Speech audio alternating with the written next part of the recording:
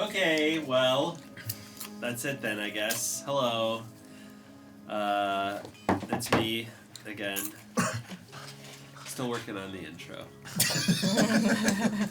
It needs a lot of work. I think that's what it should be from now on. Hello. It's me again.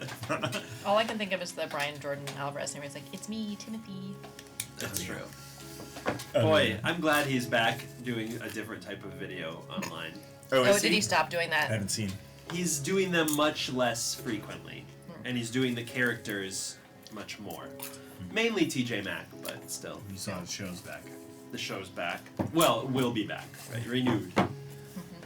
Renewed. Anyway, this is, of course, the official Dungeons and Dragons podcast. It is? It's the official one. Sponsored by Hasbro Interactive Entertainment Unlimited. As in, has Bro sponsored our podcast yet? Bro, sponsor our podcast. Yeah, we'll do anything. Hasbro will cast. About to be Bro. We do a 5th edition Dungeons and Dragons Curse of Strahd style campaign. It does feature a vampire, of course, and all of the classic hallmarks and locations. But it's Transylvania? Transylvania. Well, that's the thing of it, isn't it? Because while you said all the classic locations, that's the one I can think of. Well, but not in Curse of Strahd, you see, because there it's a land called Barovia, which we also have, but Barovia is kind of its own thing within Ravenloft, which is a extraplanar domain. So here we started from the real world. The entire party is humans or at least humanish. Because what are we really? Animals. Wow. And of course, this is. He's getting on his soapbox. Here we go. I'm talking about how us being animals makes us not human. Right, that's right. It's humans. There's like isn't there a Mitch Hedberg joke about this?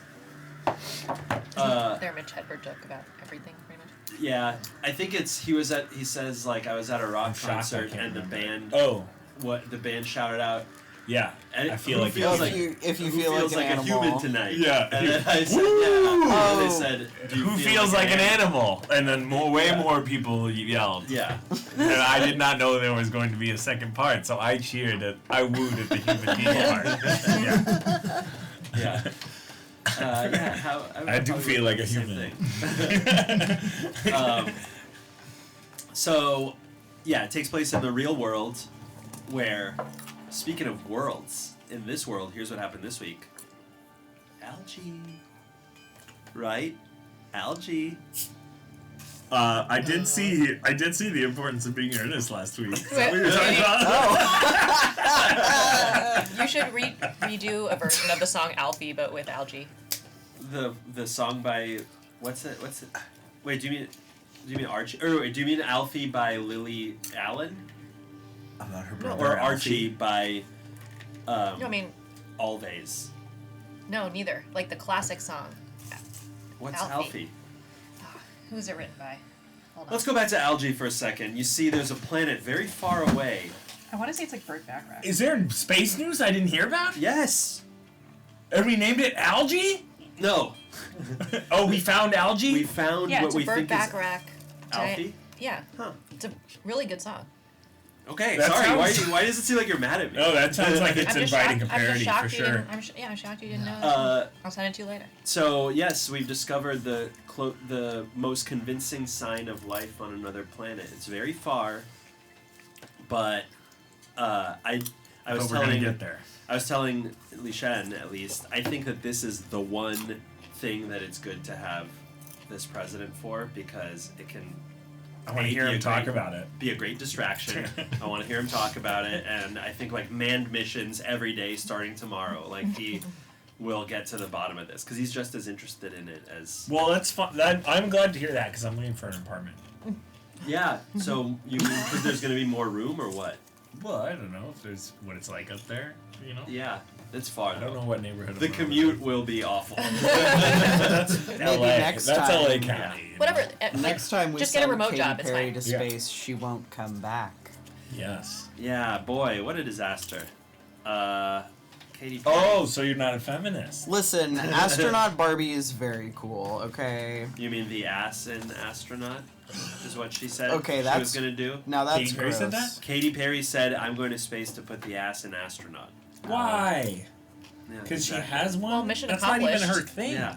I can't decide if I'm like missing out on stuff or if I'm like my life has been improved by not. Katy paying Perry went to any space. attention to news. Katy Yes, Perry she went to went to space. space. Doodah.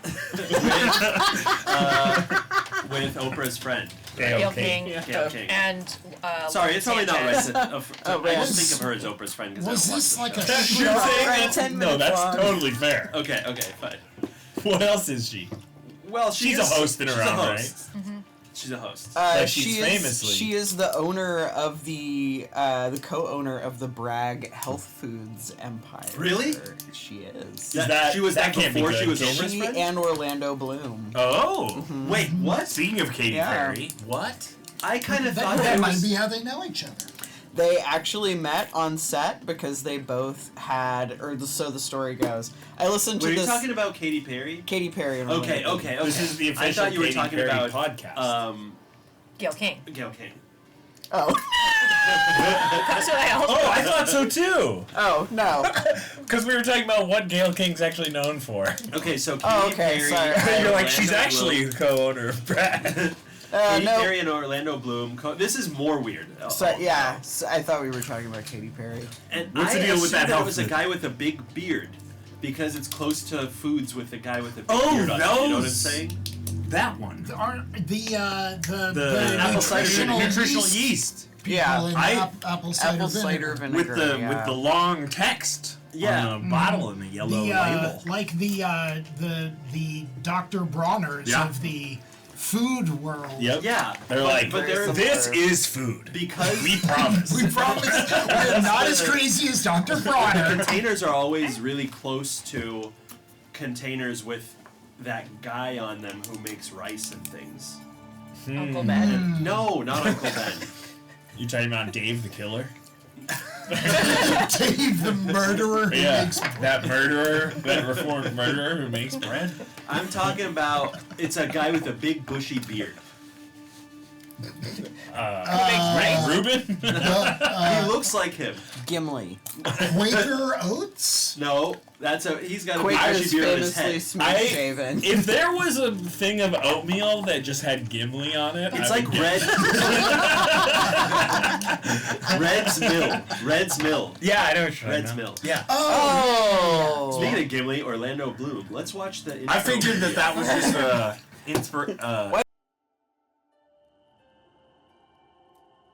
Not much is known about the sharp-featured androgynous figure come to Barovia in a high-coloured violet coat with closely shorn hair. Rowan Damnalik makes himself of use to the nobles they travel with, entertaining with a classic tune and his high ethereal voice, not to mention a good bit of gossip with the ladies of the court. Rowan may well imitate the aloof manner of a courtier, but just beneath a practiced facade of calm rages a great anger. And there's something else about them too, something unsettling, ancient, and cold.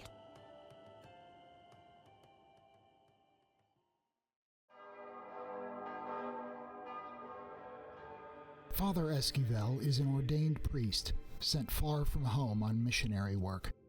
Though his vestments are threadbare, his hygiene limited, and his ecclesiastical knowledge a bit lacking, he is empathetic and friendly enough. He's on the younger side for a priest, but whatever his life before the cloth, it must weigh on him heavily, for physically he seems aged well beyond his years. He claims to be happy in company and sharing the difficulties of the road, but you might get the sense his smile is feigned.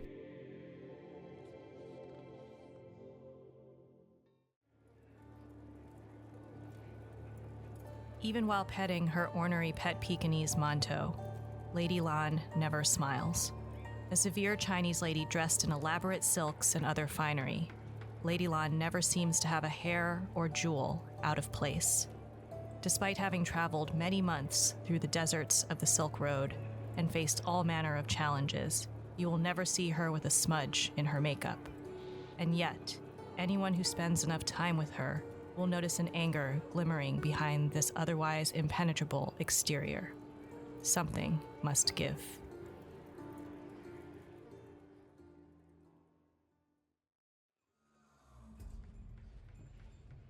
Erich von Eggenberg is a pale young boy, his skin almost translucent in the dim light. His eyes, the color of a stormy sea, hold a lifetime of unspoken sorrows, fixed upon the arabesques of the moldering wallpaper, seeking patterns that do not exist. His hair, a messy jet black patch, appears to be thinning. He moves with the jerky grace of a puppet, his limbs seemingly not entirely his own. Clutched firmly in his hand is a ruby brooch, a glimmer of hope in a life filled with darkness.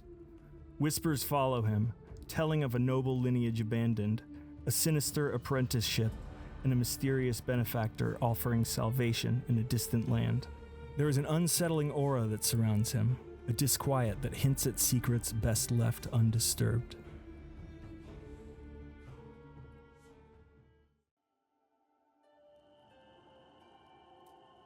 Not much is known about the sharp-featured androgynous figure come to Barovia in a high-coloured violet coat with closely shorn hair.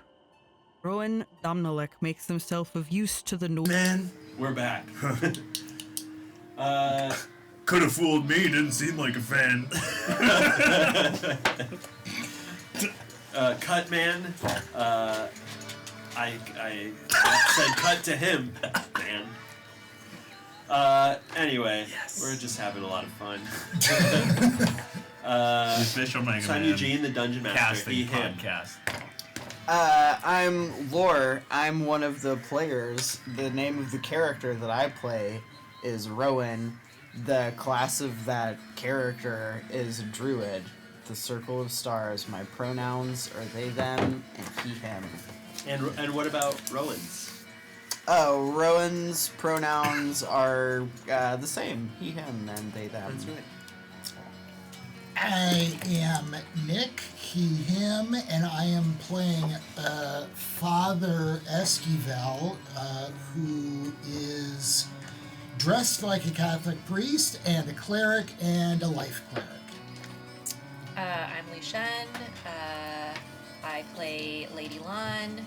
My pronouns are she, her, as Lady Lan's. And she's a barbarian.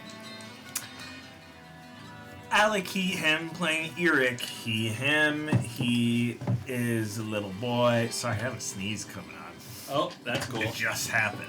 It's all the I know cayenne it's gone, pepper. which is even more That's worse. Oh, the worst. I wanted my tiny orgasm. The vanishing Le petit sneeze. mort. Oh, fuck. I wanted my petite mort. my little mort. When people die, do they call it the big orgasm? They got it. Is that what that movie Mordecai was about?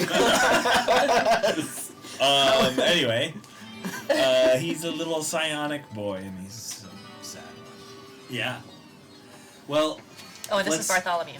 Yeah. MCDM, the talent classic class. Boy, that MCDM Custom role-playing game is class. That train keeps her rolling. I'm excited to try it at some point. I like this class a lot. Yeah. So, to catch up, let's go back a little ways to remind ourselves of what got us here. You each entered Barovia born by different destinies. Rowan accompanying a troop of nobles who had some interest in these lands and also following the path of a comet viewed all across Europe in the skies in 1577. Father Esquivel, you met inside of Barovia already. Seemingly just gotten lost on a missionary expedition. Lady Lan traveled looking for a new home in a caravan along the Silk Road. And Eric followed the advice of a mysterious physician whose counsel he sought way back in Vienna to help him figure out what's kind of literally eating at him. Von Egberg? Von Eggenberg. Yeah, what's eating Erich von Eggenberg? Yeah. That's the spinoff. Egbert. Isn't that the... That's it. That's a from character Animal from Crossing. Animal Crossing. Yeah. He's a chicken. And That would be a good Ed Helmsley's cosplay Egbert. option for you, by the way. Oh yeah. You'd make a They good can- Egbert. Yeah, I can do that. Can I change my character to Egbert? You traveled first to the village of Barovia, discovering that the mists around these lands were nearly impenetrable. And in that village, you found a population that was beset by nightly undead attacks sent by the sovereign of these lands, one Strahd von Zarovich. You helped them fight off the nightly raids, but one of the victims of those raids was the burgomaster, killed seemingly by Strahd himself, who tried to abduct the daughter, Irina Kolyanova, who now accompanies you as you journey and kept a promise to her brother to keep her safe.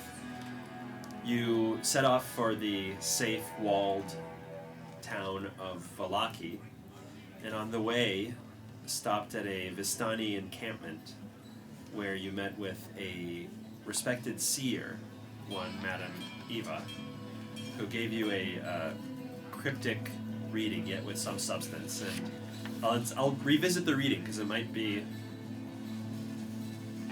good to keep it in mind. First, a card that tells of history. Knowledge of the ancient will help you better understand your enemy, she said. She drew the 9 of glyphs, the traitor. I see the ancient foe of an old and noble house. The lost soul will lead you to him. Next, she said, the second card tells of a powerful force for good and protection, a holy symbol of great hope. There's Garfield barking. Probably sees a rat. She drew the 5 of swords, the Myrmidon. Look for a den of wolves in the hills overlooking a mountain lake. The treasure belongs to Mother Night. Next, a card of power and strength. It tells of a weapon of vengeance, a sword of sunlight. The 8 of glyphs, the bishop. What you seek lies in a prison of darkness beyond a set of amber doors. She went on to say, this weapon is long hidden. The house of the fallen dragon can lead you there. Next, she said, this card, the 4th card, sheds light on who will help you greatly in the battle against darkness. The Mist was the card she drew. A Vistana wanders this land alone, searching for her master, Mentor. She does not stay in one place for long. Seek her out at St. Markovia's Abbey, near the Mists. Next, your enemy is a creature of darkness whose powers are beyond mortality. When the hour of judgment arrives, this card will lead you to him. She drew the Marionette. By the way, those last 2 cards, I did not write down in my notes, and I remembered in my brain that it was the Mist and the Marionette. Nice. Pretty cool. I'm shocked. The Marionette, look to great heights, find the beating heart of the castle, he waits nearby. So,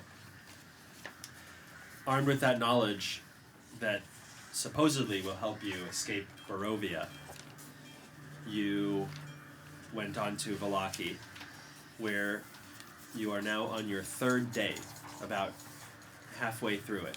It's about noon. You first dealt with the pilfered bones of St. Andrel by defeating a vampiric entity to return the bones to the church and be able to reconsecrate it as hallowed ground in the upcoming Feast of St. Andrel. You also found that Arabelle, a Vistana girl, the niece of Madame Eva, who you were asked to gift with a birthday present, had been kidnapped, apparently by someone who left only one clue, a ring with a particular symbol.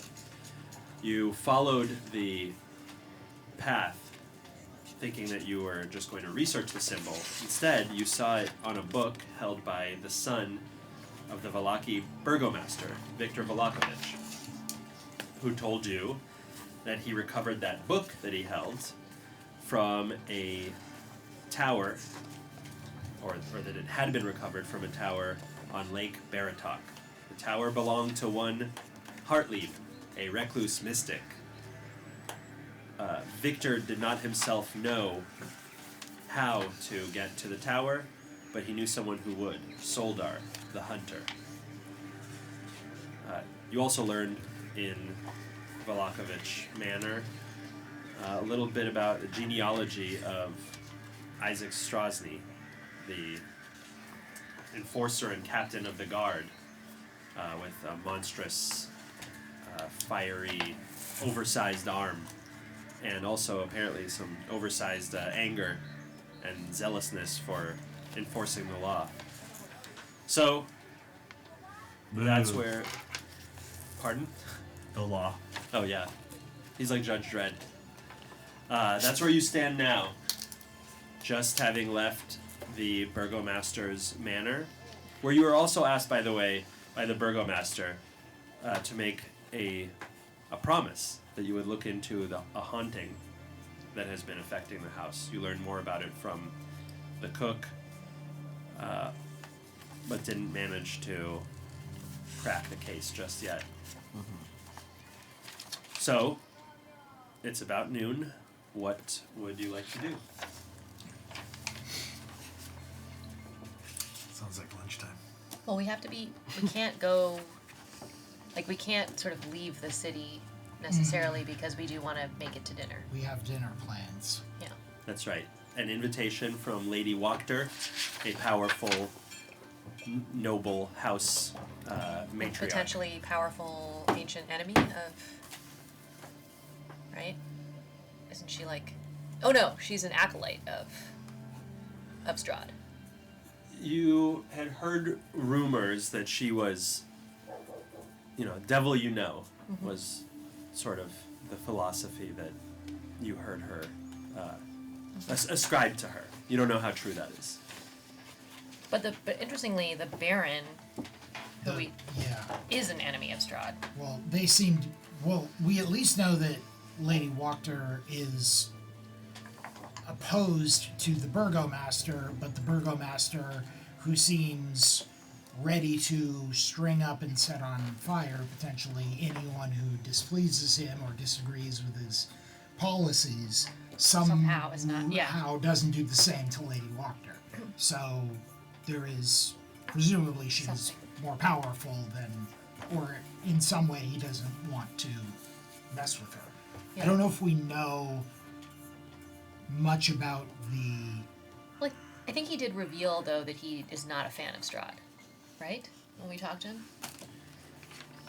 Well, what he said was he's desperate to keep Strahd out of Vallaki. That is the purpose of these celebrations. And yeah, I guess that's true. So... Yeah. He might not be as opposed to Strahd as much as he is in love with his own authority. Correct. Okay.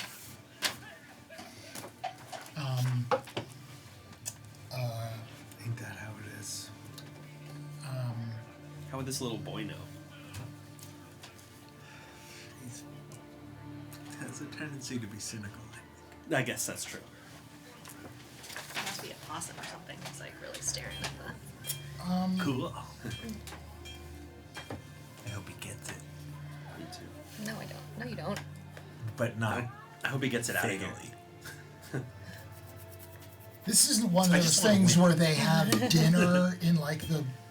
Oh, I forget how this works. If there's like supper and dinner, which one is first? Dinner. Dinner is before Dinner is supper. like Supper the is our dinner. mid-afternoon.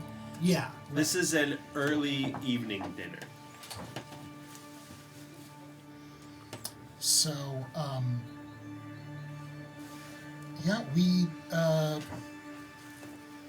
could attempt to find potentially more useful goods, or we can just. You were told that it would take you about 20 minutes to get to Soldar's shack, if that's what you wanted to do. Oh, he's that close. His shack is close, yeah. Okay, and this is the wolf. This is one of the wolf trap or the trapper who Yes, can lead you to this tower. Yes. Or lead us to this tower. But how far is the tower? We don't know. You don't have a good sense, no. Okay. Well, I guess why not? Yeah. Give it a whack. Did we get some healing potions, or did we decide never mind? Or we decided there were other places we could obtain that later. And you didn't. I don't think we found any. You didn't find any. If you wanted to get some, the place where you could go is called your mom's house. Oh! No! And the way to get there is up your butt. No, don't say none of that. And then No. you're gonna see a corner. Oh, I'm already so burned. It's actually so in there. And then you have to Wang Yo Mang. Oh, that's Chinese. It's for go around the corner? Yo Juan. Wang Yo Mang. Mang? Yeah. That means to turn. No. Juan. Juan. No, there's another word. Anyway, we don't need to be speaking Chinese right now. I'm thinking of a different word. Insane. Guai is the other one. Guai. Yes. Guai. Not at all what you said. Okay, but it's different from what you said too, isn't it? Guai. Wang Yo Guai. Right? But do you know what she said? Yeah. Another word for turn. And I didn't want to say that one. That's a different one from what I wanted to say. Tell him I'm right.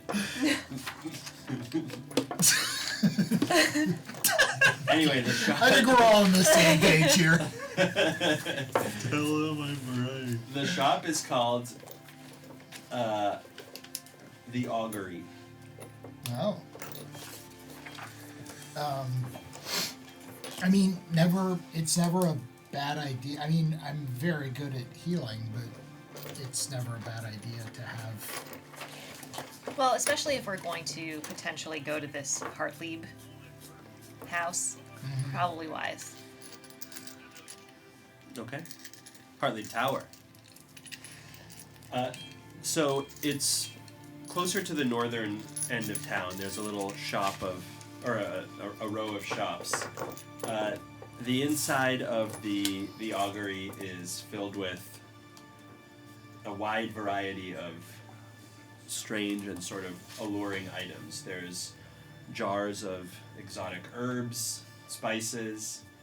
There are shelves hanging from the ceiling which hold little rows of glass bottles, and bunches of dried roots and flowers are suspended from the bottom of those shelves. And then in the corners there are big cauldrons filled with brews that are the lids are just slightly off each one so that they can evaporate just a bit. It's like Valheim. Yes! And you're getting this heady mixture of aromas from all the different strains.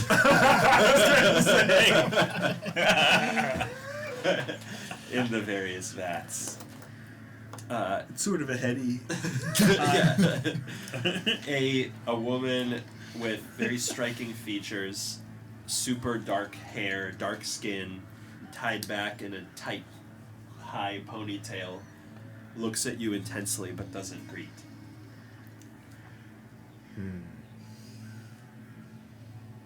Potion teller. Let's just look at her back intensely for a while. See who breaks first. Oh, I'm sorry. I was thinking about something. Hello. Good day. Well, I mean, welcome. Yes. Right. We're Also feeling acid. travelers. We were wondering if you, if I had to guess, you sell potions, herbal. Some, yes. These are all concoctions that I make here. I sell herbs and various ingredients on their own, as well as the potions that I make. Various kinds, yes. Different kinds. Do you have any hair dyes? I have herbs that you could use with water and maybe some oils to dye your hair. Which color? Dark. Like the darker color of your hair. Yeah. Okay, I can make this. You know, and she reaches up to get some. Wait, does Alex still look like Periwinkle? I don't think so. Oh, right. Okay. I guess I am gonna go. I mean, because my thinking was, oh, I gotta look nice for this dinner, but I totally forgot about You that. have the. Yeah. So I should. I'm just gonna forget that. But I still want to. I still Okay. want to buy this. But you're gonna stay wimpled up. Yeah. Okay. Maybe there's a future where I'm not. Yeah. She reaches up and grabs a Thank you for. dark Oh, yeah. violet flower, and she says, I can make this for you. 3 copper pieces. It's inexpensive. Okay. I have that. And she begins to crush the flour in a mortar with a pestle. Where's my pestle? Just a mortar. I've misplaced my. I'm gonna sell them separately. You guys ever notice how they sell you 6 mortars but 8 pestles? It's like, come on, what a scam. I'm just trying to have a barbecue. Why do you have to make it so complicated? I'm always going into Sir Tabletop. I just need a pestle. Pestle me. Where are your pestles? And for I can sell the media themselves, so acids and oils, but also the concoctions, potion to grant health, potion, or protect from certain extremes, and well, yes, that's it. Definitely. Let's just say I sell potions that will arrest the course of a poison, and other things too.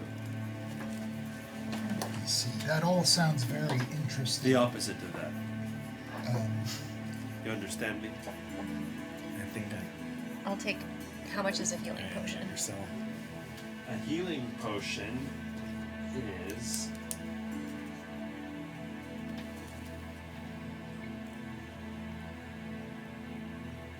one moment. 50 gold pieces. 50 gold pieces. Oh my god. Things are pretty expensive magic. here. Ish. Is it magic? How do they justify what healing potions are in this world? I think it's. It depends. Yeah. But they are magic items, but it makes depends. sense that it's expensive.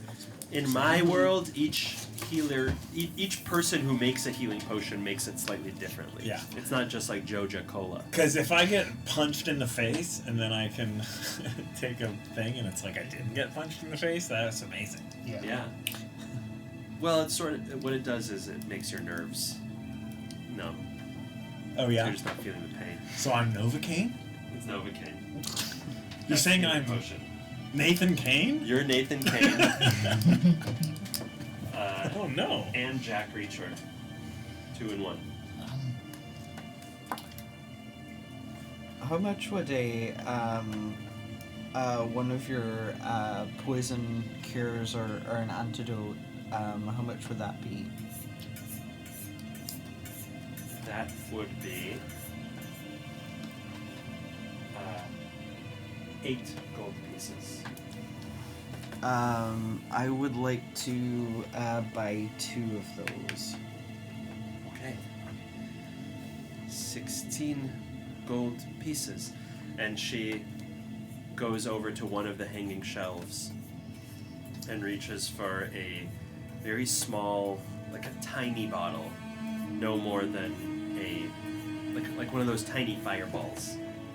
And it's filled with a jet black, sort of viscous liquid. She tilts it, seemingly to demonstrate to you that it has that viscosity to it. It's quite potent. One of these will cure even the strongest poison, so you may use a smaller dose if it's not quite as severe. That would be wonderful. I think it would be wise if I acquired one of those as well.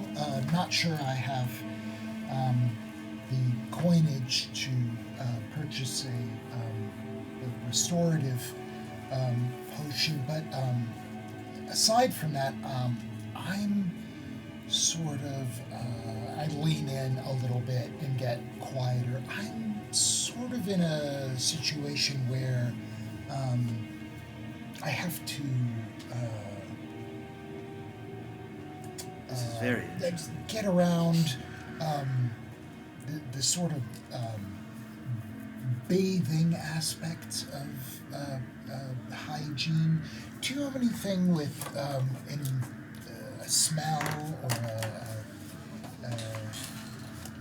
some sort of product that would make me smell less? Yes, like to it sounds like you're talking about a myself. perfume? Oh yes. I do, but I have the flowers And thank themselves. But you I may think I'm doing this for everyone. you may consider the Habendash, the clothier, the tailor. His tastes much more refined there. He has the actual perfumery. We have. I can give you herbs and flowers that you may crush, and perhaps a tincture that has their essence. Mm-hmm. Would you like that? Yes, I'm not sure that I need something as refined as. No, For five- Esquivel wants to live the perfumery. I don't know if that's necessary. No, Esquivel says we should go.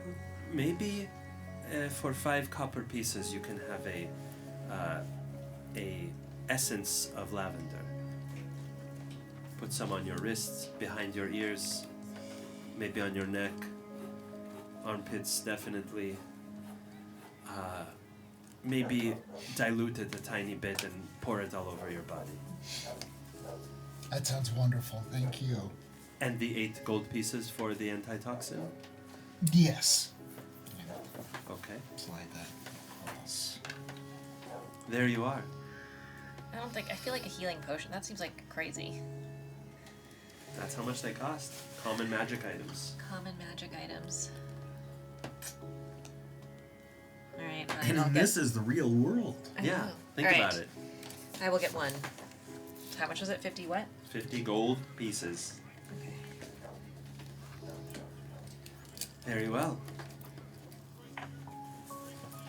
A true pleasure to do business with you. Anything else that I may help you with? What is it? Why are you partying over there? Did you forget that we were in here? I don't think so. No. Very well.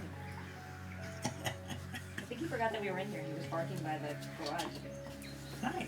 Wow, he's so dumb. You're right. Be chill. Okay, well, Be chill. have a wonderful day. You too. She starts to stare while stirring.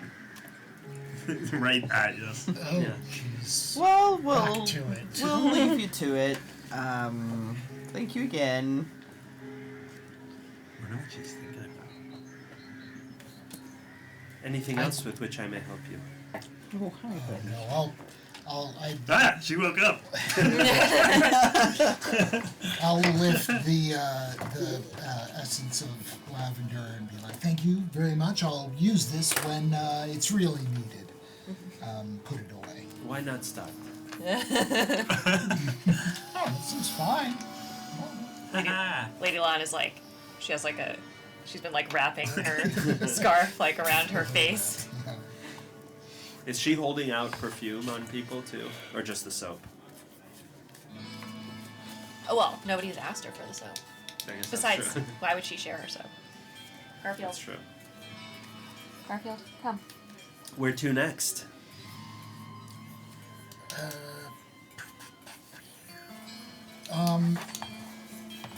To the shack. Yeah. To the Zoldar's Zoldar's shack. Yeah. Okay, so as I mentioned, it's about a 20-minute walk. The path ahead is uneven. Once you leave through the north gate, the Zarovich gate, the mountain gate of the city, you've got lots of pebbles almost immediately, overgrown in parts, and you are walking past Lake Zarovich, upon whose banks you rested the night before you got to Valaki. There's moss and You're so young. wild grass, yeah, truly. Moss and wild grass along the path, and then the trees of the Svalich wood on the left side are reaching and tall and foreboding. And then on the right, you've got this nice, cool breeze coming off of the sweeping in from the lake, and it's got a faint kind of brackish odor to it, and this damp earthiness of old silt. And other than the croak of a distant raven or a frog, kind of mournfully making its flight through the wind, the only sound that breaks the silence is this squelching of mud under your feet. It is kind of peaceful walking through there. It's not bad. You start to feel a sense of hopeful distance from the city as you get farther and farther away. And in fact, I'll give you guys something else to look at. Yeah. About that, which you have seen before, as I said on that night when you were camping there. The lapping of the waves against the shore is also part of the soundtrack, but it's not long before the air starts to get tinged with this faint scent of fur and a kind of metallic tang. And up ahead, you can hear rushing water, and you can see a place where the dark water of the lake flows pretty quickly into a river that disappears southward into the dark woods. That's the Luna River, which you can see on the map there. In front of you is a small, sort of crudely built shack that's tucked away close to the edge of the water. The timbers are worn and weathered, and not far away from that you see this old stone slab that's resting on cracked and mossy stones laid in a circle beneath it.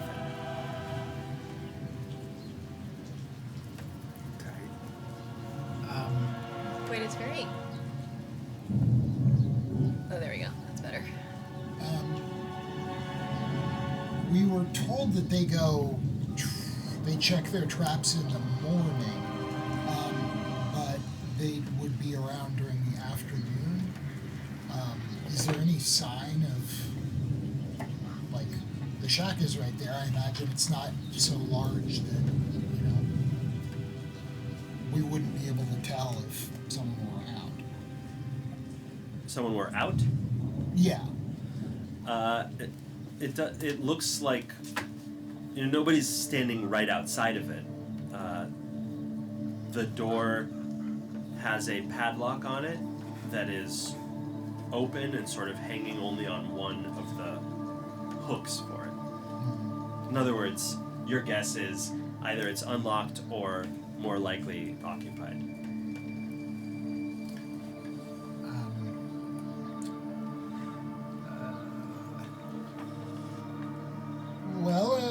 Excuse me, we're looking for The door opens right away, and you see this almost covering up the entire door frame is a man that you recognize from the Blue Water Inn a couple nights before. He was sitting at the bar with another friend who, peering slightly over his shoulder, you can see him. He is covered in blood, especially his hands. Some of the blood is even soaking the very bottom parts of this bushy, graying and blonde beard, to the extent that it's even dripping off a little bit onto his leather apron under that. And he says, yes. Are we interrupting? Not especially. And the guy behind him says, not especially. if now's not You can now see the person behind him. You hear like a shh, and he retrieves haltingly this fur that you assume to be a wolf's and sort of throws it behind him, and then dives down with the to whatever is at his feet, which you can't quite see.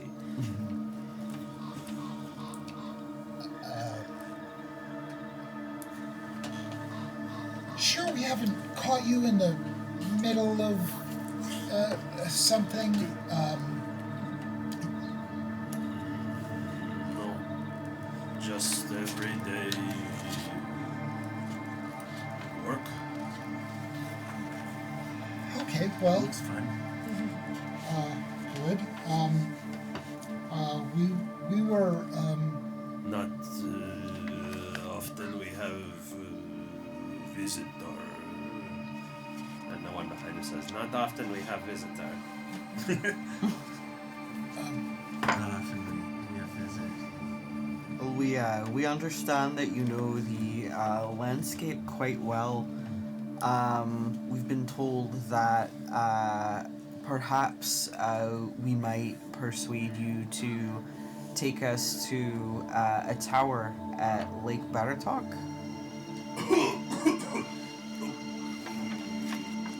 come in, come. And he stands aside.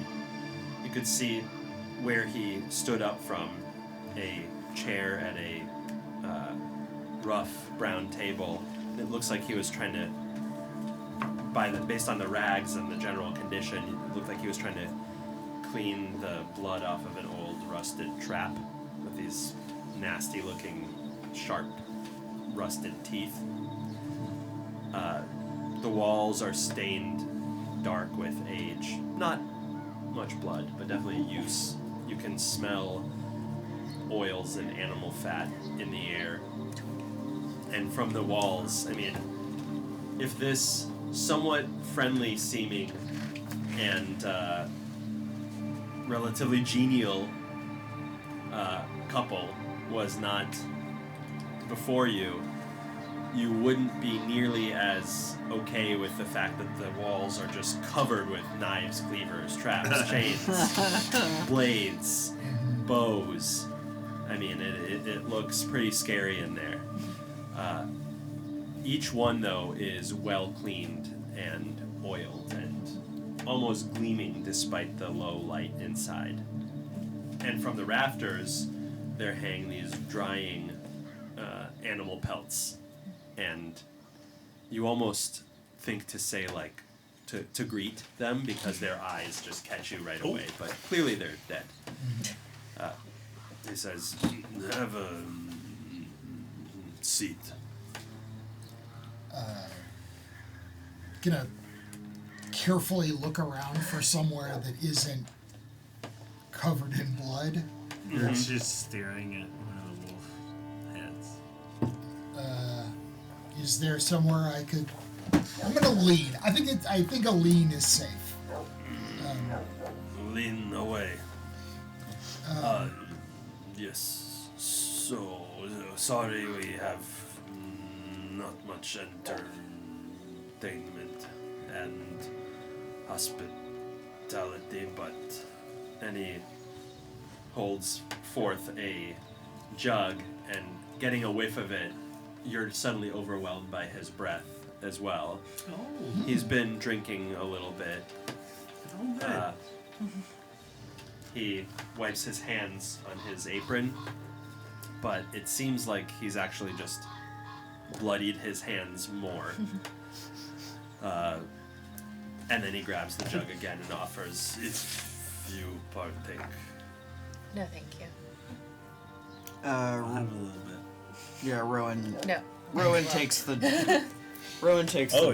They don't. It's a different time. They don't want to be rude. Waterfall. Fair enough. I do my best attempt at the jug. I try to do the over weird proper It's not what you're hold used the to moonshine quality jug. wise. Mm-hmm. I assume that Scotch was already pretty advanced in the 16th Yeah. century. Whiskey Yeah, so it's not what you're used to, but it kind of hits the spot. You haven't really had anything like this in a little while. And he sort of smiles. I try not to cough. Roll a Constitution check. Ooh, come on. What is that for me? That's not great for me. Ooh, that's an 8. You burp, visibly, but it doesn't come out of your mouth, so it's like a... I just breathe through my nose very strongly, and I'm like, it's good. And he says, It's yes, quite good. we put a lot of effort into it. And he points to a absolutely filthy barrel that is being fed by a brass tube coming from a metal bowl. From a potato, yeah. A metal bowl that's being heated in a fire. No wonder. In a stove. Well, it'll keep the heat in your bones. So thank you. So, where do you want to go and when? I think perhaps tomorrow might be the best. For us, anyway. What does everyone else think? The big tower, Hardleaf's tower. What have you got on that day? Tower on Lake Veritok. 4-hour journey each way. Start early. Yes. Yes. I am an experienced guide. And he holds up a bow that he grabs from the corner. And he points to a bunch of lines on it. He says, each one a wolf or worse.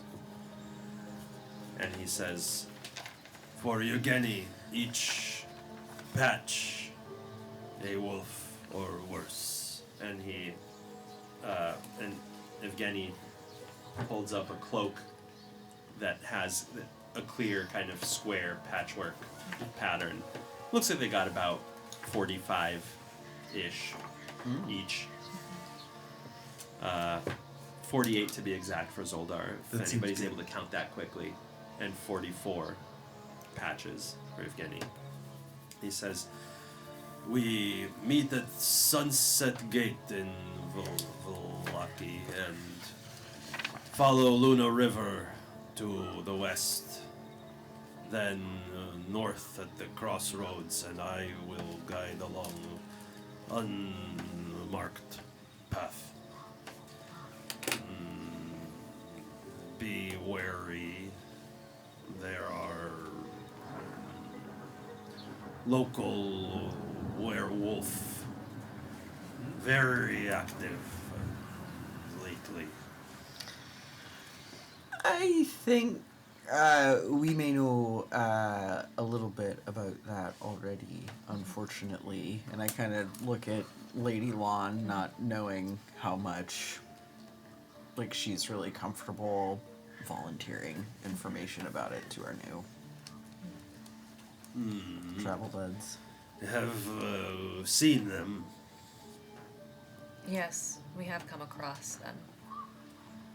And lived. So far. Well, this is impressive. But nonetheless, you will need a guide, if not a guard. I can do both. Again, he says he can do both.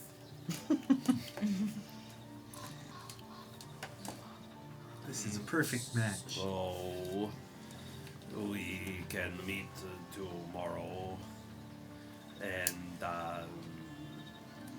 be wary, as I said, even going back to Volaki. The pack has a new alpha. I take it. Are they likely to attack travelers in that area? Or is there anything we can do to ward them off in some way? Or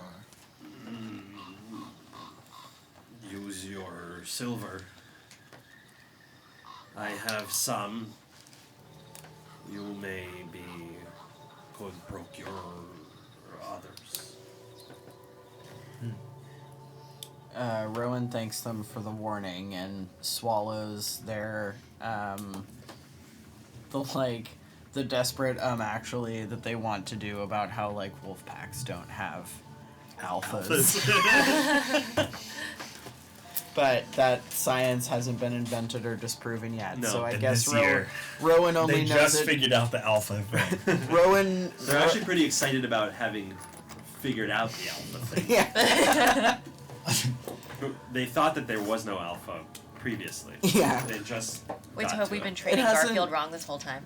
It hasn't been. Maybe. It hasn't been disproven by science at this point in this universe, but I think that Rowan has spoken with wolves and found out that they don't actually have an alpha, but decides not to try to explain it. Fair enough. I spare them the rant. So we meet at first light tomorrow. I will stop drinking 5 minutes from now.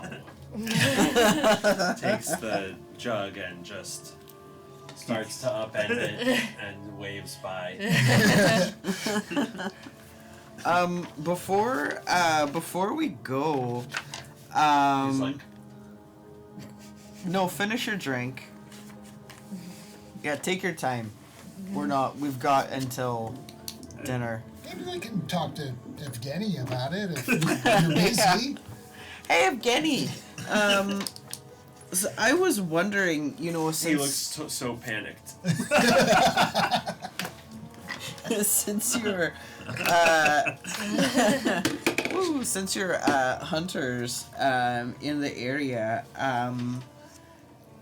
you haven't happened to see any phase spiders about, have you, or know where any might be? Where Ellie might be?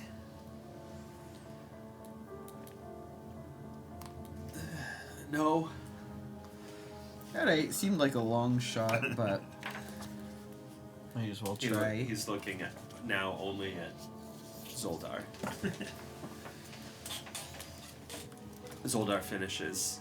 Evgeny sighs a enormous breath of relief, and Zoldar says, "Haven't seen many recently. Not recently." And Evgeny says, "Not recently, no. No." Say that the name Mother Night wouldn't mean anything to you, would it?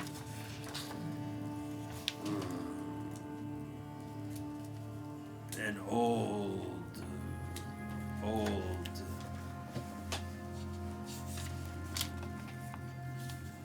You could say protector, but maybe destroyer. But respected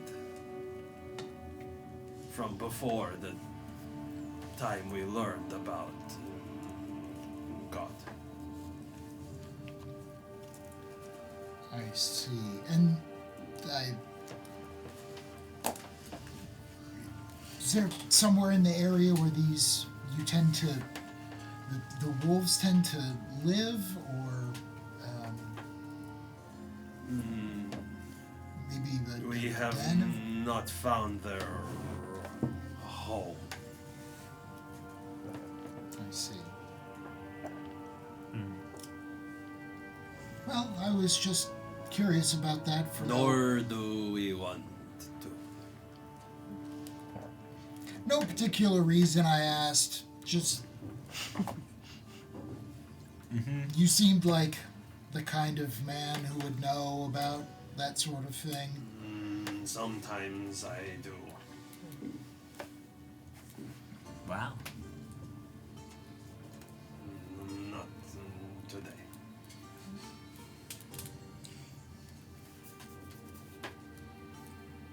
Okay, we need to do double work today so that we can take you tomorrow. Very kind of you. Oh, price. Just like a little. I feel like Esquivel was like on his way out the door and then like almost got out of it. To go there in daytime, 5 gold pieces. If we are not back by night, 100 gold pieces, or I leave.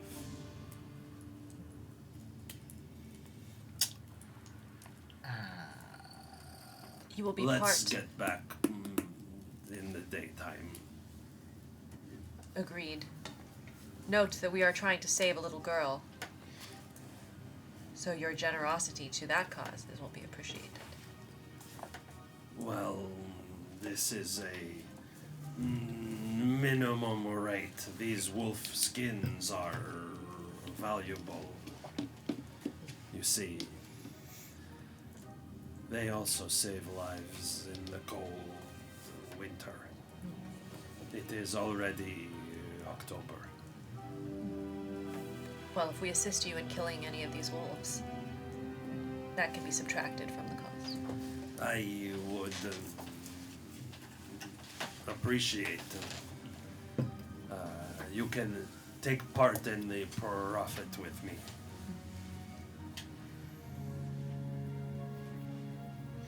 All right. Enjoy the sunset on the lake. It's very beautiful. But there's no sun. Well, there is a change of color. It goes from kind of gloomy to dark. Yeah. There is a little pink sort of period. You have to look for it. Gotta squint a little bit. Well, maybe You gotta squint really hard so blood comes to maybe perhaps it requires a more studied eye than any of us here have. We here in Barovia have learned to try to seek out the moment of beautiful things. That's beautiful. Yes. Yes. Very well. Well, it seems like you're trying to get back to all your blood. Pelts. And the skins. Well, we'll get out of your skins.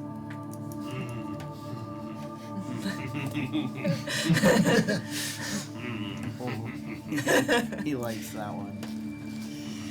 Lady Lot is like, there's like a moment where she's like a language.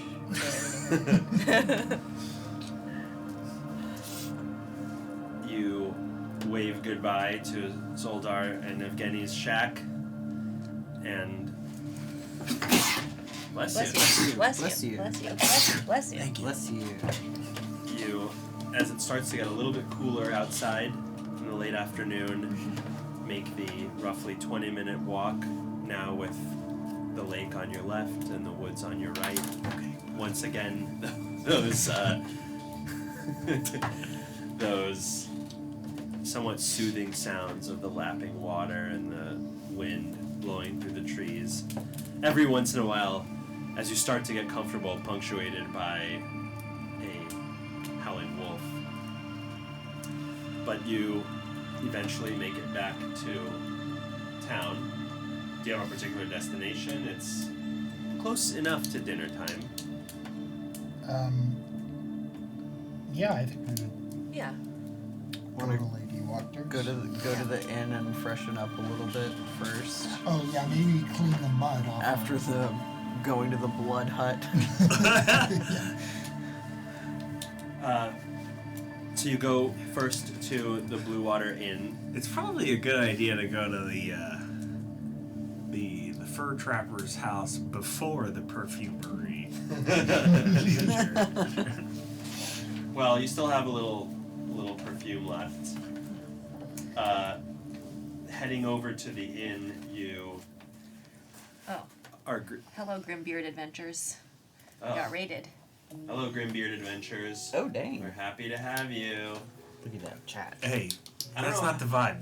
The beard is grim. Oh, yeah. We're so sad to have you. Returning to the Blue Water Inn, Erwin greets you and says, for your dinner plans tonight, I don't have... It's a little embarrassing. And Danica says, he's gotten too fat for some of his clothing, and I think that maybe Father Esquivel or Rowan could dress in it. It's nice, you know, a little nicer than what you have, and Lady Wachter is a woman of refinement, so if you like, of course. I no think it's a great idea. Sure, it's a very kind, offer. You've made a new friend. Huh? Oh, yes. I'm new in town. Oh. And I am loving it here. Very well. He's I'm very a tourist. He's very Vic, excited you gotta for shout the out. upcoming Festival. festival. That's why I'm here. It said, Do we need another bed for? No. We would need one of our larger No, beds. that boy died. We are quite. I think you're joking. No, He's dead to us. We're quite sad. He murdered someone. No. Lady Lodge is like, we sent him to bed. So will you be needing another bed? No, I'll be No. sleeping. I'm stealthing out of the conversation, just leaving. It's fine. There's nothing that we need. Thank you so much for all. He won't be staying with us. We are all set. Maybe an extra soup. Yes, we'll get you one of our larger bowls. We've told them some very, very nice things about your wonderful beet stew. So. Oh, and we have that today, and Erwin says, and I've also made extra wolf steaks for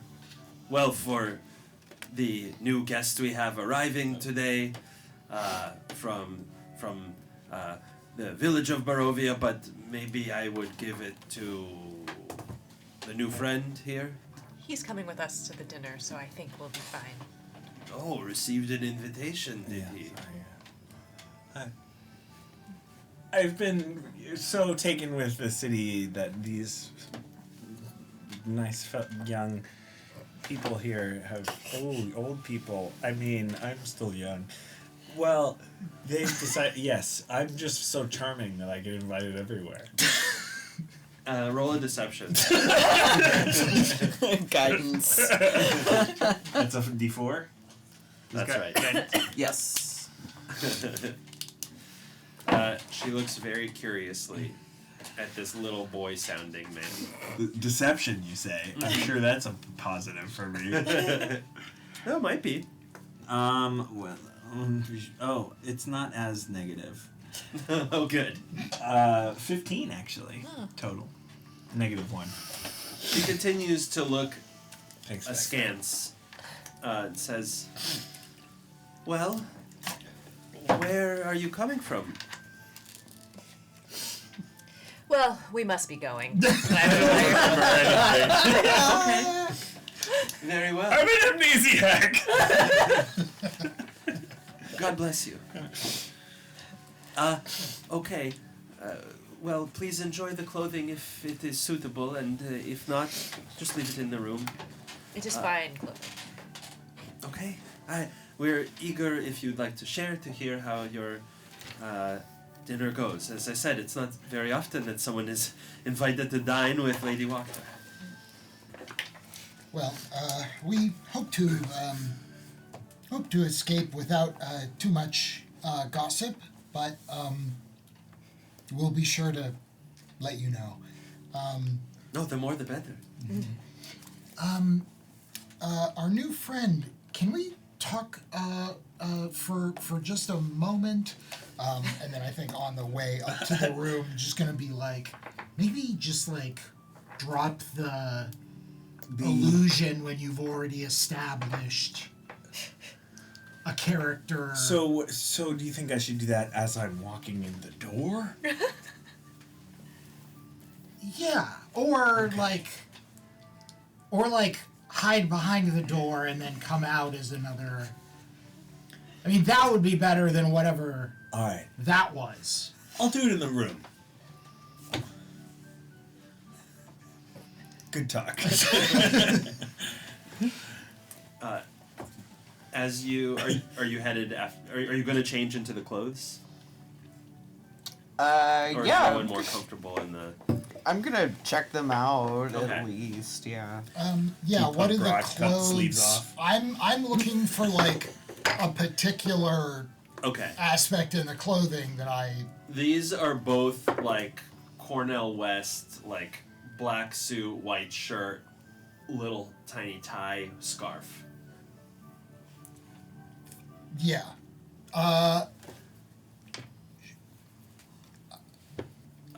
I'm not quite. I Not don't know. actually that style, you know what I mean? But it's like a very simple, plain, puritanical look. Put it that way. Very Amish.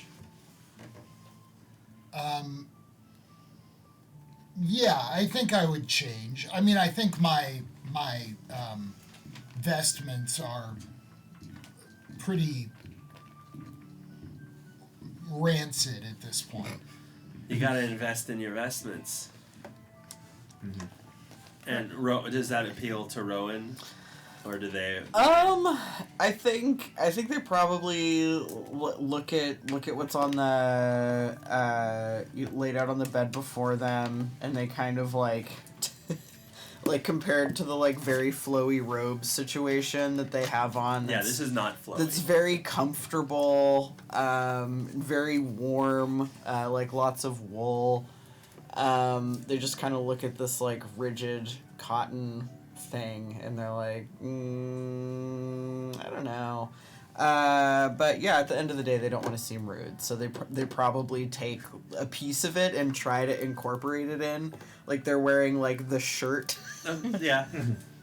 Kind of peeking out from. Under Yeah, the yeah. Jacket. But they're constantly like itching and like pulling at things, and it doesn't feel right. Well, I think with that you can sort of head off to Wachter House. It is evening. On your way there, Anya from the potion shop, because it's indeed on the way, flags you. She notices us? She noticed. In her stare? Yeah. She says, I've forgotten to ask for something. As the type who are new here and seemingly enterprising, I could use some assistance in exchange for something of great value. Would you like to hear more? We like We've been known to enjoy things of great value. Yeah, I press X or the A button. Yeah. Or whatever. My sister lives not too far away, and more importantly, close to a city called Kresk in the west. There is supposedly a spring of great vital energies. If you can retrieve for me some water from that spring, enough to make... Oh, wait, hold on. Oh, okay. At the side gate Oh doorbell. no, someone can't get into the house. Yeah. Okay. If you can retrieve this for me, I can make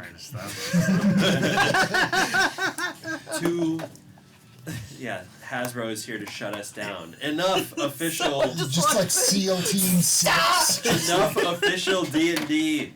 It's too much. It's too powerful. We heard you were doing it not in Faerun. We heard you were doing bits in here. I can make for you a concoction that will grant great physical strength. Oh. Inconceivable almost, according to my sister, and make some for others to purchase as well. You can meet her, Sonia, in Kresk. She owns a shop like this one.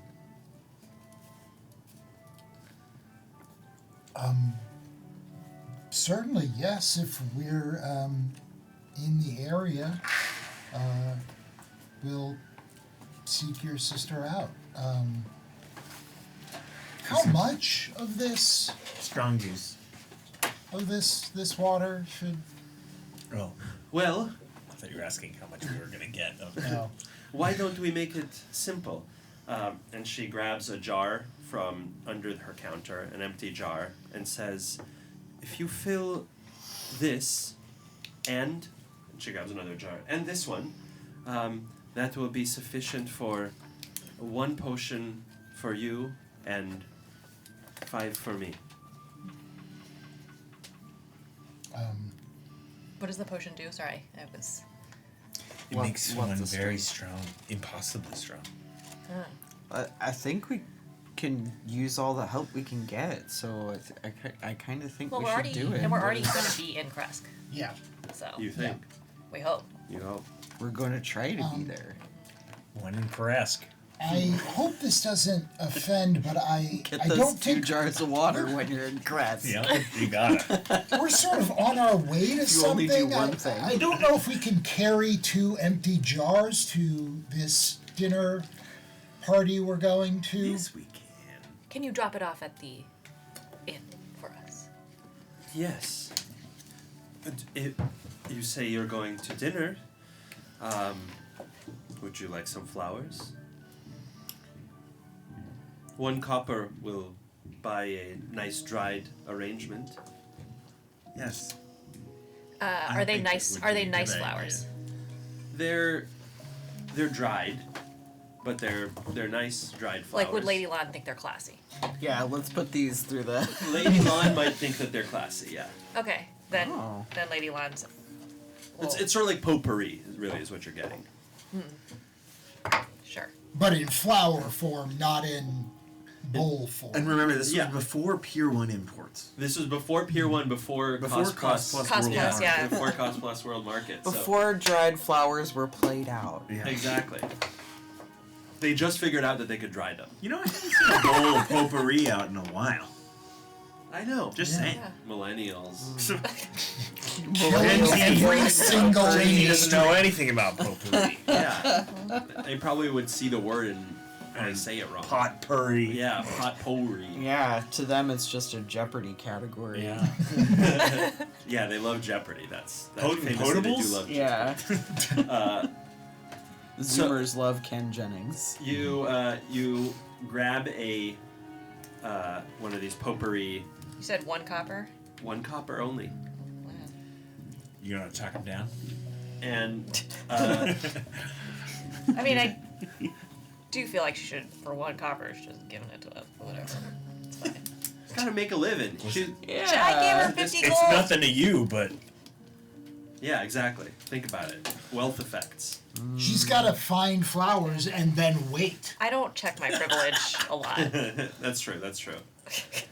So, it doesn't. As I said, you're quite close to Wachter House, the Wachter residence, and let's get that up on the old screener-rooney here. Where's that? can Lady Wachter come out to play? Yeah, she's. You approach and you see this thick garden with herbs and vines beside a wide and red-roofed manor, and this over this slouching roof, there are these gables with furrows and moss-covered walls that kind of sag and bulge with age under all the vegetation. So many wedges. The door that you're staring at The is vegetables. very handsome, red painted, and the upper half is set with frosted glass, which you don't see much of in a village like this. So, pretty classy, worthy of some potpourri. You said the door was handsome, but is he single? Is there a Mrs. Door? Or Mr. Great point. Could be a bisexual door. Yeah, that's true. No judgment. Or could be a swinger. Oh no! This door goes both ways, everyone. Oh no! Oh boy. Both. Oh no! This go door's always. Bit of a saloon door, if what I've heard is correct. The door is handsome. It's painted red. Feng shui. Yeah. The shui's fung in big time. Oh, but when Eric sees a red door, he just wants to paint it black so bad.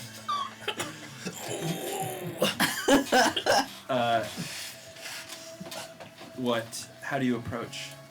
You want to go like through the roof or? Well, because we've established the door is handsome, I am a little nervous. Oh my god. Can I get some I'm of not that perfume? coquettishly. Does the door have any friends I could hit on and thereby neg them? Oh, you're Fool trying them to. into- You're trying There's a to. little doggy show. door. Oh, you're trying to. Yeah. I thought you were trying to be a hinge man. I thought you were trying to establish. Yeah, make sure you establish Kino. Key. Key. Is that what you were saying? That was your joke? Oh no. Okay, but I see. Yeah, I missed the pun. Yeah. You're right. but it's good though. Yeah. Right? Yeah. So you knock coquettishly. Yeah. Knock knock. Catching any vibes? Oops. Or- My knuckle slipped. I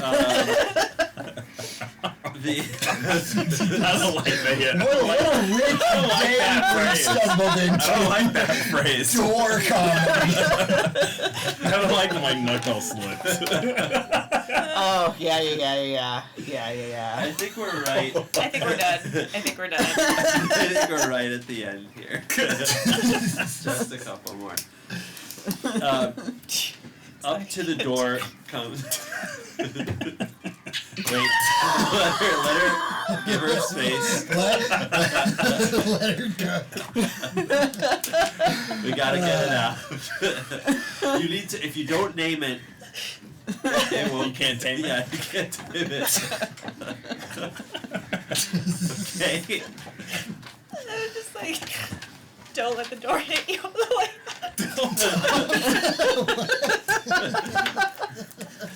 Okay, that's I might mostly let the funny. door hit me on the way out. I'll let that door stomp This all door over me can on hit the way me on out. the way in. It can hit this on the way out. Okay, I'm done. Yeah. Yeah. Let's shut it down.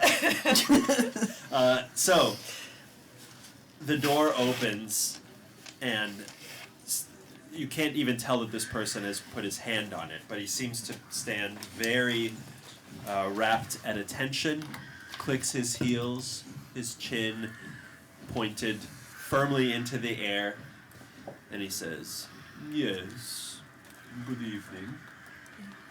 We're here to see Lady Wachter. I know. I know exactly who you are.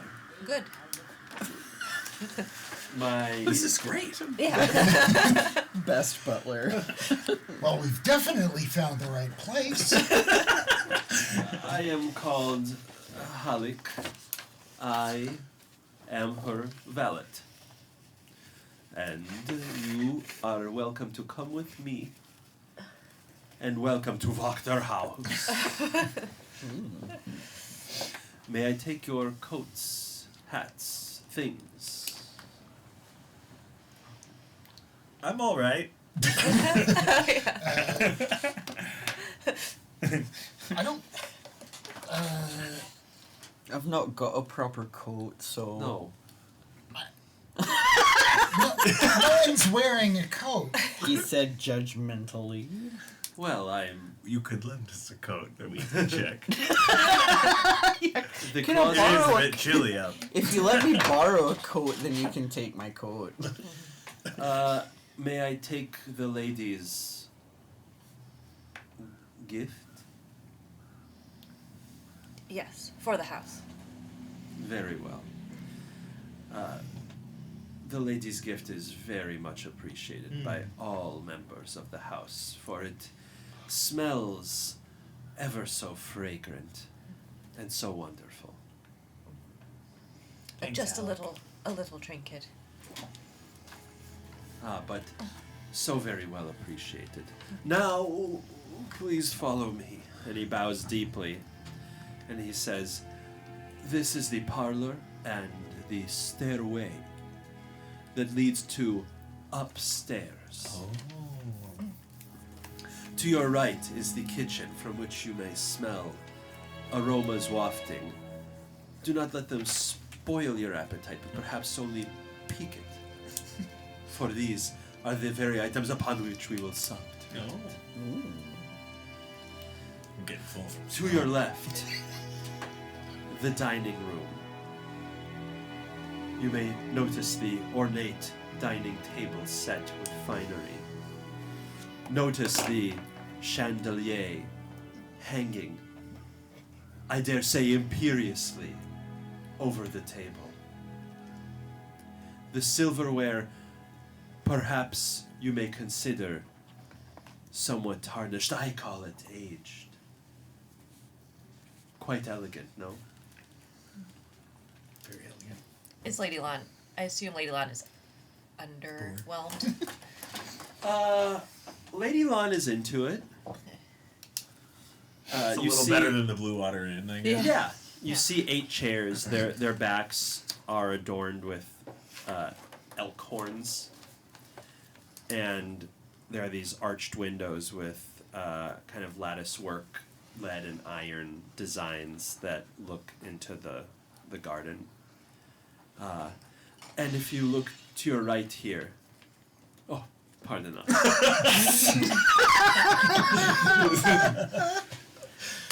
Damn kids in their stickball. Bless this mess.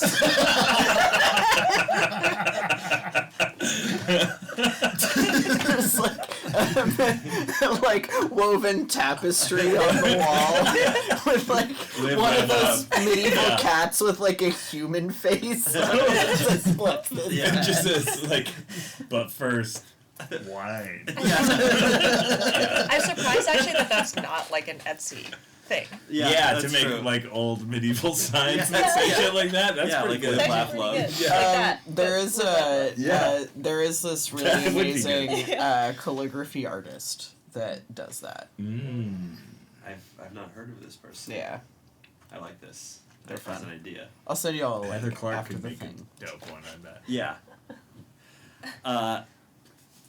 To your right here is the adjoining parlor, where we may have wine and cocktail, perhaps. Whoa, whoa, Notice whoa. That's the- an anachronism.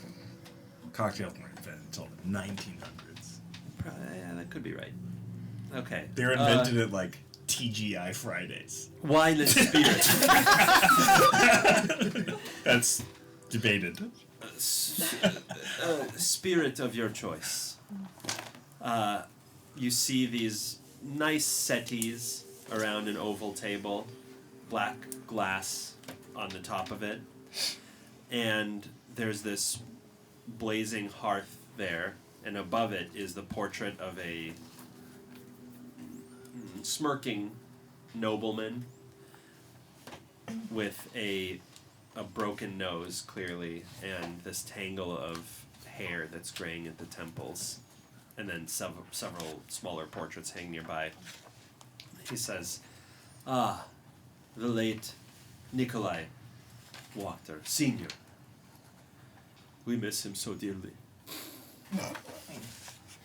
Oh. Please, tell me what you like to drink. For God's sakes. Wine? Oh, very well. Sorry, I'm an empath. And red, some Barovian red. Excellent. For you, sirs. Do you have any distilled spirits? We have some. This a local, not so local. It's several hundred years old at this point, since we've gotten any local. But a monastery nearby has made a wonderful herbaceous spirit. I'd love to try that. I'm a very big fan of herbs, so. Who is it? Love the stuff. You've got a real joie de vivre that I really enjoy. It's quite exceptional in a place like this. You are a breath of fresh air. Indeed. I'll just have Goldschlager in a big cup. No. Wine is sounds wonderful. Red for you as well. Mm-hmm. I will have a hot tea. And a hot tea, of course. Yes, please. Feel free to talk amongst yourselves. I will be back before long with the beverage. Can we take him with us? Was he explaining everything, or was I just imagining? Do you think he writes in his spare time? He was given quite colorful descriptions of things. It was quite arresting. He seemed to be scared by how much he loves everything. Especially the silverware. Father Esquivel, you notice that that the fireplace is... It's one of those two-sided fire... it's like between two rooms. If you fucking tell me this thing swings around, I'm about to be so fucking happy. It doesn't swing both ways. It's stationary. How handsome is it? Yeah. It's stately. But you can see through the flames that there's this room on the other side, and you can, like a den-looking room, some wood paneling, some embroidered rugs. It's hot. Stuffed elk. But you can see also that in that room is you can only really see their legs, but there's like a slender person standing there in a heavy brown cloak. Are they? Can I tell which way they're facing? Or swinging. Sorry. They're facing they're facing to the side, and maybe leaning even on the hearth, the other side of the hearth.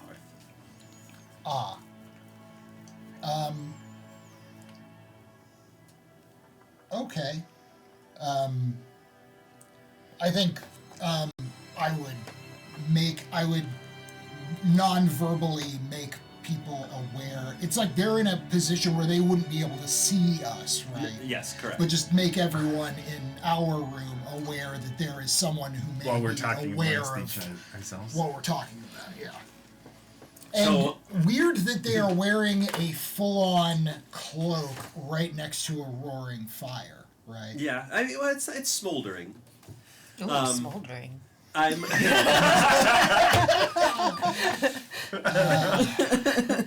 This episode is sponsored by Date Everything. I'm kind of curious how you would do it, so please choose a topic, but then communicate through gestures that someone is there and perhaps listening to you. Katy Perry in space. Yes, speaking of the this delightful silverware, I have sort of not seen such delightful filigree in many years. Can I roll an insight check to see if I understand? Yeah, please. Roll a history check Roll on with knowing advantage, the actually. That charades. wasn't bad. Okay. Shortcuts. No, that was pretty good. I just think it'd be really funny if I don't know what you're saying. Sounds like... Oh no! I got a 1 and a 19. Okay, well... So you're like, why are you pointing?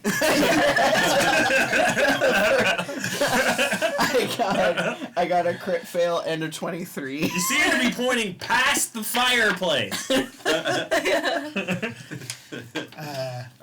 Well, the 20. We'll count the 23. Given that the performance was good. For Michael Jordan. Is there anything that you want to discuss while you're alone / not alone? We already talked about that guy. Yeah. Yeah. Okay. So, shortly after you're standing there, kind of getting on the same page about the fact that you might be watched, a young woman wearing slippers and a nightgown, blonde, very soft-featured, probably around 14 or 15 years old, but sort of maybe even young seeming for her age, enters the room very quietly. I wouldn't even say enters. She's standing in the open doorway. So it's a sort of L-shaped space, the dining room and then the parlor off of it, and the door is on the other side of the dining room, and there in the doorway stands this young woman, and she's sort of staring vacantly into space. None of you are making eye contact with her, even when you try. Or she's not making eye contact with any of you, I should say. But of course, each one of your experiences is subjective. You don't understand. Thank you for honoring my truth. And she doesn't move. You said she was in a nightgown? Mm-hmm. Does anybody do anything for like 3 or 4, the first 4 or 5 seconds? No. No. I don't. Well, this is presumably the daughter, right? Who we'd been told about. I'm remembering that I'm not a child also. So We hadn't we been told that she was kept in the house for some reason, or like not? She had a wasting sickness, right? Mm-hmm. Something like that. Yeah. As of recently.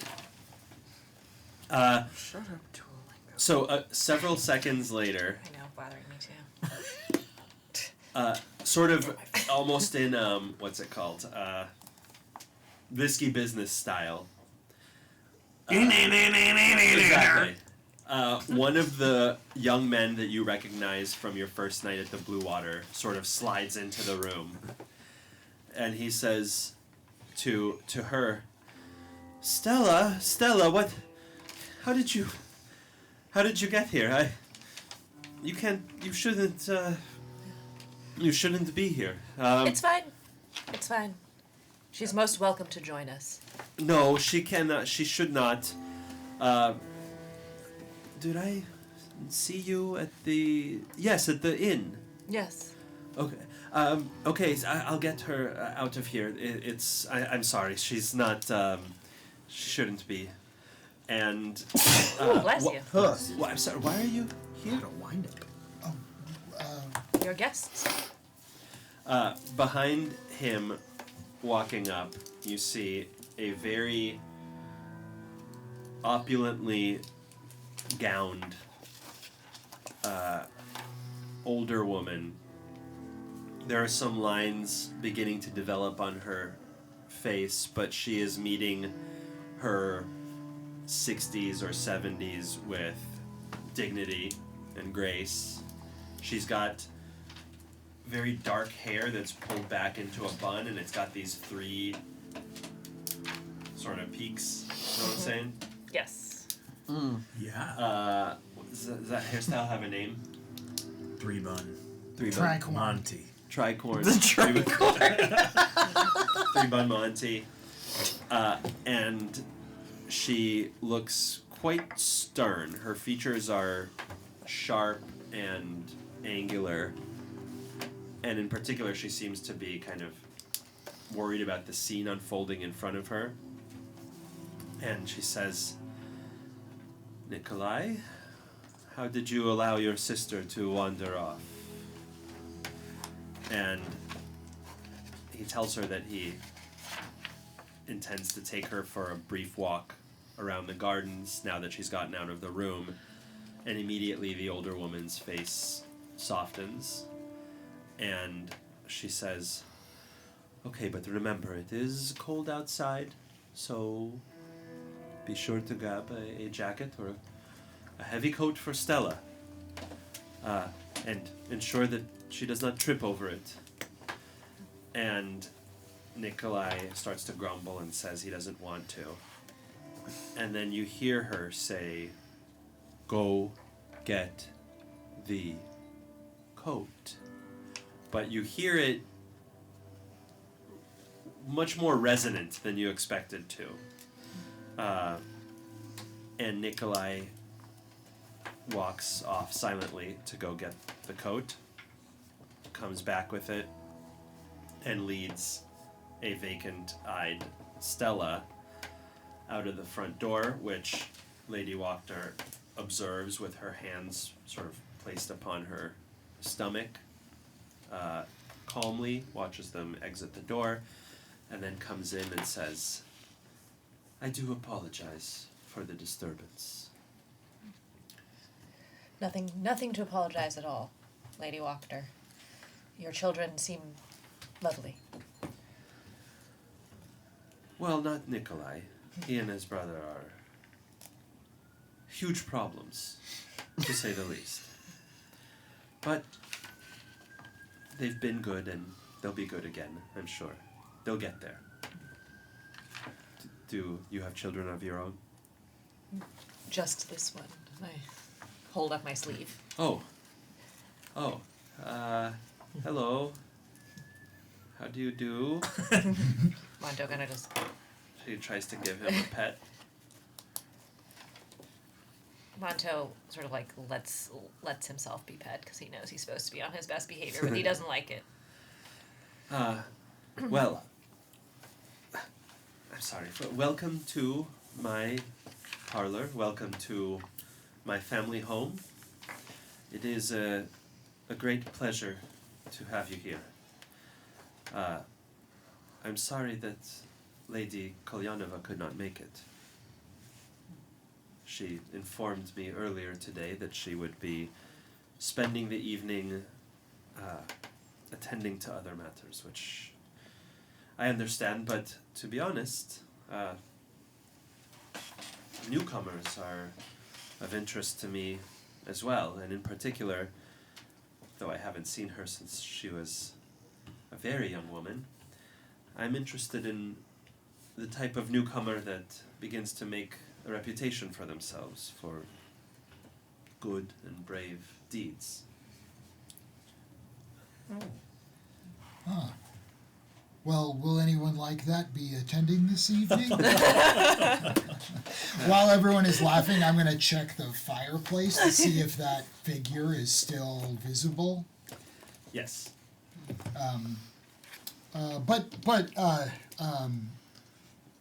Seriously, should we be expecting anyone else to join us? I don't think so. Well, the help, of course, will be in and out, mostly out. And I'd like for you to make yourselves at home.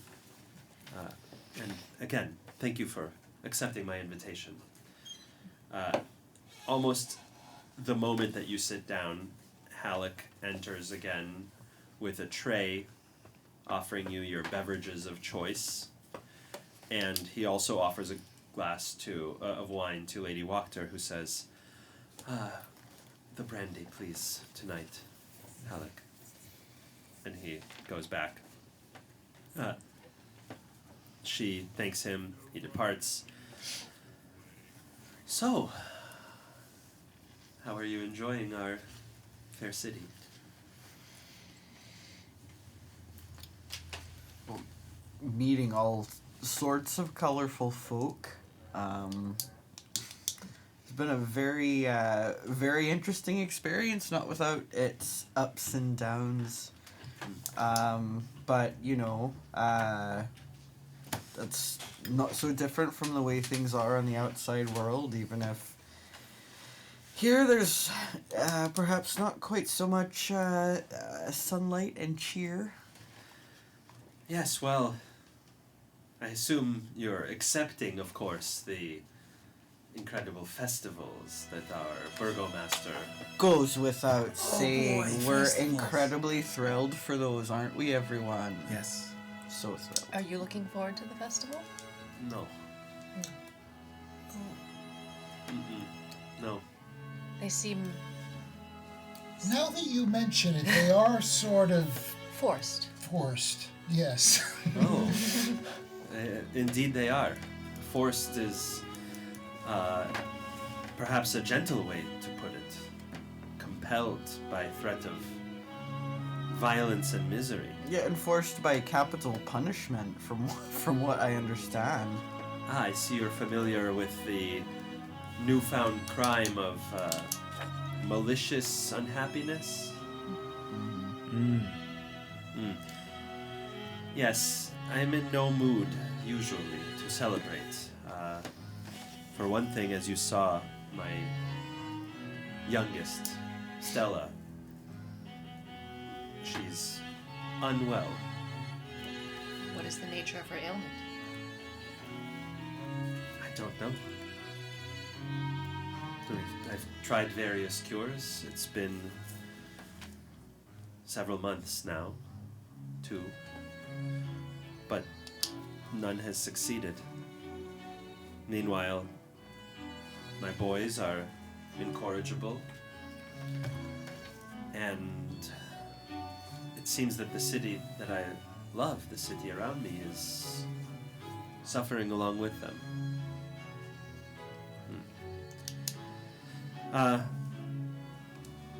Tell me about where you're from, your homes.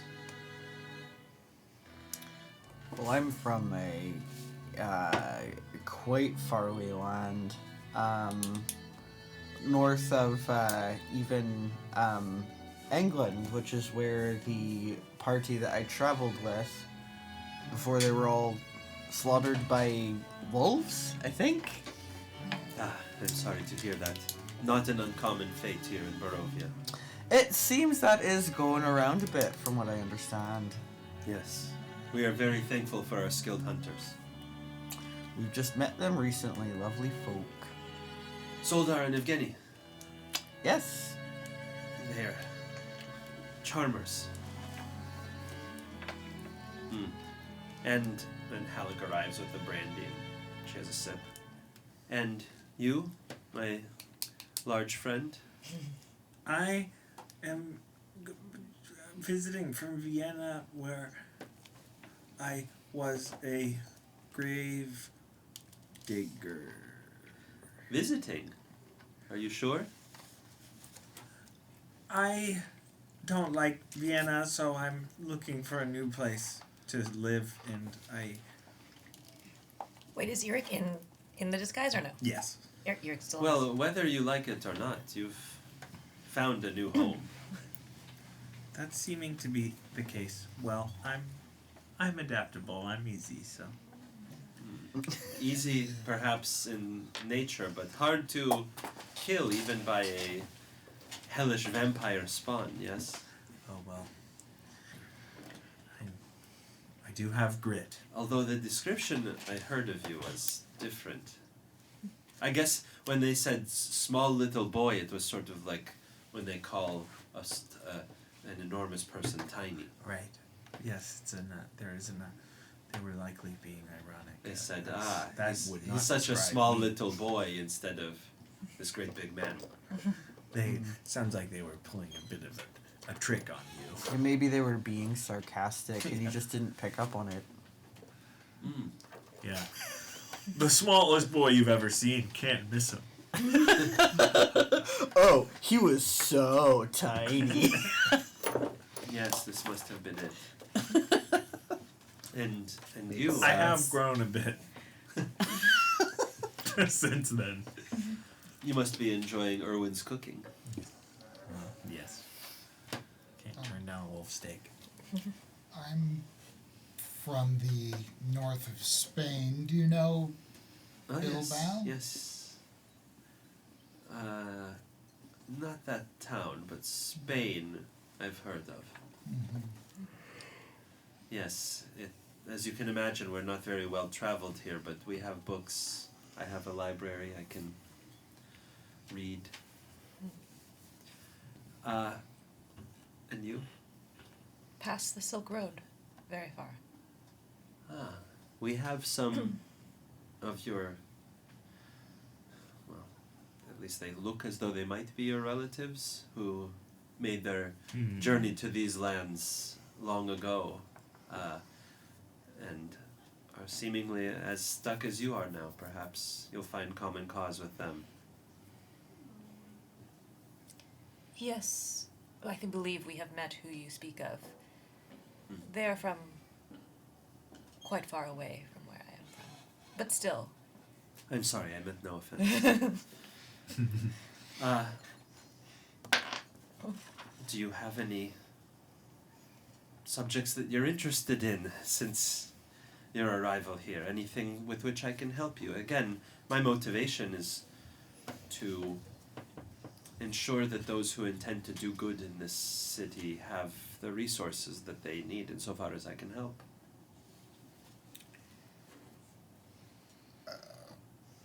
I'm curious why the burgomaster does not insist that you attend his festivals. Seems like he's forcing everyone. He knows that our family's imminence still carries weight in these parts. His enforcers notwithstanding, I feel that we perhaps still intimidate him a bit, and it gives me no small joy to know that the Wachter name still carries some measure of prestige, even with a lowly, striving worm like him.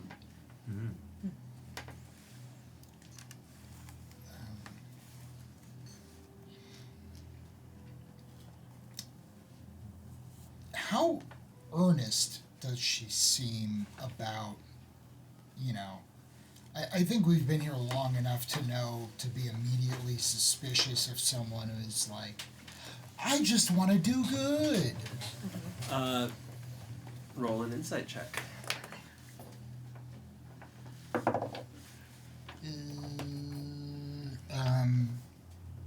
16.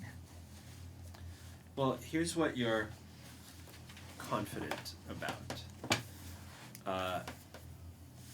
She seems like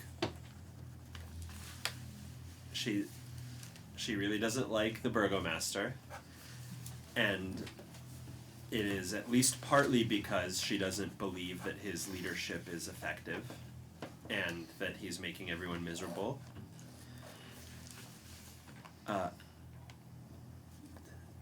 What you sense is that she has something that she's trying to size you up for, some request that she's maybe evaluating your suitability for.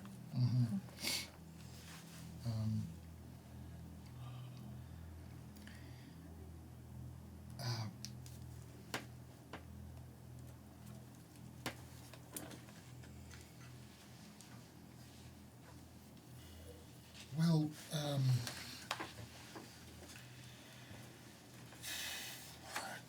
you had brought up us all being somewhat limited in our ability to leave this place.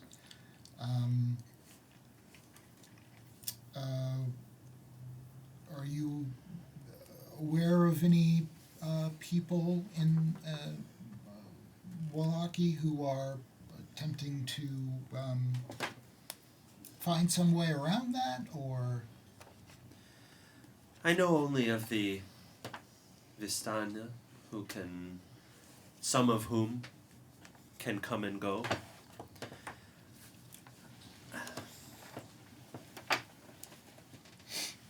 Some of us, and I mean no offense to you, Father Esquivel, follow a different path of worship. The god of the mists, Ezra. And Ezra tells us, he tells me, I have heard them, that the mists have always been, that the sun has never been, that happiness is not a goal to be reached for, to be grasped at, but a salve or even a blindfold that closes our eyes to the real suffering that happens in front of us every day, and that this suffering is, yes, inevitable, but there is a comfort in knowing that there is no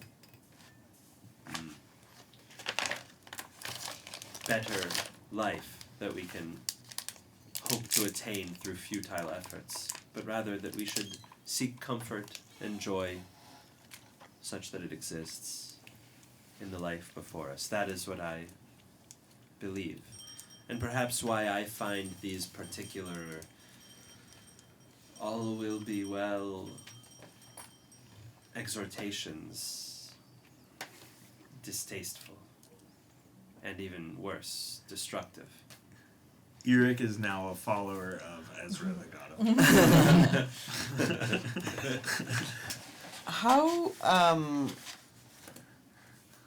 How do you know how long the Burgomaster has been having these festivals? Well, since he's come to oh, one moment, and Halleck enters the room with dinner. There are these enormous serving trays with there's two other maids that have come in, and a cook who starts to explain things. There's this assortment of rich and mouth-watering foods, a roast leg of lamb, a bunch of stewed vegetables, seasoned potatoes. Wow. Yeah. And fresh-baked bread with butter and cheese. They're living high on the hog. Yes. No hog. Lamb. Lamb. Yeah. High on the lamb.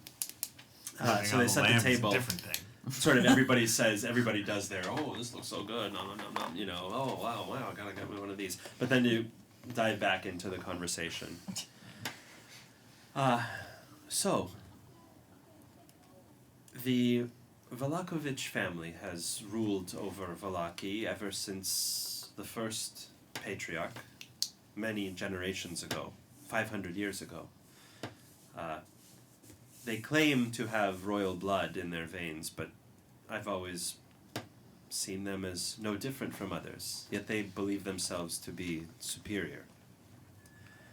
Now, Baron Vargas Vlahovic, the current one, he came to power 11 years ago when his father, still young at the time, died somewhat mysteriously in his sleep. nobody has proven any wrongdoing, and yet I have my suspicions. Vargas believes that this devil Strahd first arrived as a punishment for the sins of the Barovians and our ancestors, and he has this fixation that happiness is the only way to return sunlight to the valley, as though such a thing could happen. And so these festivals have always been part of his rituals. But since 3 or 4 months ago, when Strahd has made his presence felt more keenly, since he's awoken, you could say, these beliefs have become something of an obsessive fixation. That's when the weekly festivals started, the malicious unhappiness, the stocks, and most of the lawbreakers, they end up in those stocks, but some, well, they meet a worse fate. They get taken for rehabilitation in the manor itself. This is what happened. You may have seen her around. Udo, the shoemaker, was taken. His mother has been begging to see him, if not to rescue him, but like the other victims, her prayers fall on deaf ears. And that's one crime, but there's also, as you saw, 100 or more crimes being committed with refugees on the other side of the wall. They are not being admitted because of this obsessive fear of Strahd. And so this is what we face today, and all of it is enforced, backed up by this Isaac Strasny, this demon, serving as the captain of the guard and the personal enforcer of Velakovich. Oh, now when you say demon, I'm just asking to understand because we've seen some very strange things. Are you being figurative when you call him a demon, or are you being perhaps a bit more literal? Well, she takes a forkful of carrot. There is first and foremost the very obvious physical manifestations, yes? We have seen him. At the age of 10, Strasny was orphaned. Practically orphaned, anyway. He lost his younger sister in some sort of wolf attack. He lost his arm, and his parents either abandoned him or died of grief. It's not clear. But this toughened him. He was mocked constantly for his disability. And then the mocking stopped because several of these tormentors went missing. Couldn't be found. Rumors persist. He was a violent child. Not long after that, he was captured by the town guard, brought to Velakovich Manor for the then burgomaster's strict punishments. But the younger Velakovich, our burgomaster now, the then baronet, took a liking to him, or at least saw something that he wanted for himself. And they became fast friends. Isaac has been inseparable since then. And for the next 5 years, so things went. And when Isaac was 16, one day he had an arm. Unclear how it was affixed, but it certainly resembles a devil's more than any human form. And returning for a moment to my suspicions, that arm appeared the same day that the previous Baron Vlakovich died, in his sleep. And now he could wield a proper weapon, now he could conjure fire, and he put both of these skills to ruthless, merciless work. And the rest, as they say, etc., etc. Is that what they say? Exactly. Everybody fears him, but nobody can stop him. Well, not without help. And I have to say, I have a particular grudge these days. I wasn't entirely forthright about at least what I suspect happened to Stella.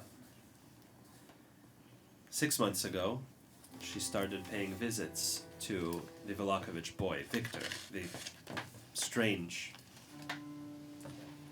Vlakovich son. I warned her not to get entangled with them, but she ignored me. Now, 2 months ago, Strahd came.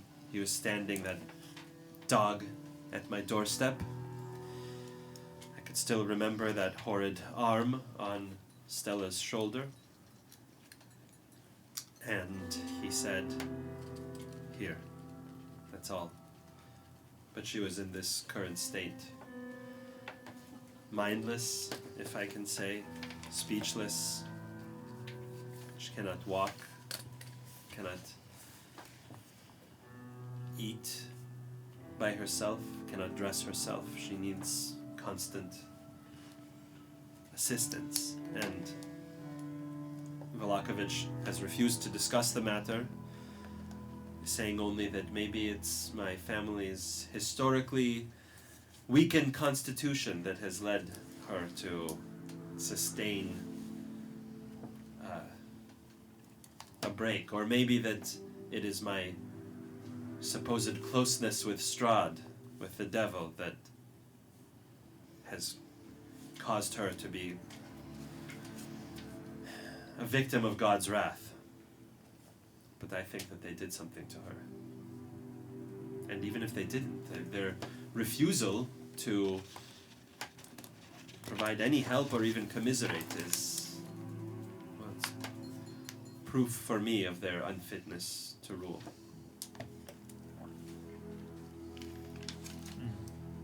Do you in fact have a closeness with Strahd? I have heard it mentioned. A bold question. I'm not always known for my subtlety. And I appreciate that. I wasn't always the heir of this house. I had a older brother, Frederick, and he was supposed to inherit. I fought with them often, and on one such occasion, I fled to the woods, and I found, I was rescued, really. It wasn't I who found anything. I was found by a woman named Liza. I stayed with her for many months, and I learned that my parents had both died in a tragic accident here at the house, fire. And Liza told me not to go, to leave that stifling life behind, but I came back and reclaimed my family's position. And what I learned is that I am a realist. And I prefer... One day, it would be great to not live in a realm ruled by Strahd von Zarovich. I say that knowing full well that he has the means to hear anybody and anyone he chooses. That said, I know that we do not live in a realm marked by his absence. We live in a realm that is defined by his presence, and we must learn to come to terms with it. And I have to say, unlike Vargas, Strahd at least is capable of reason. Velakovich he's gone mad.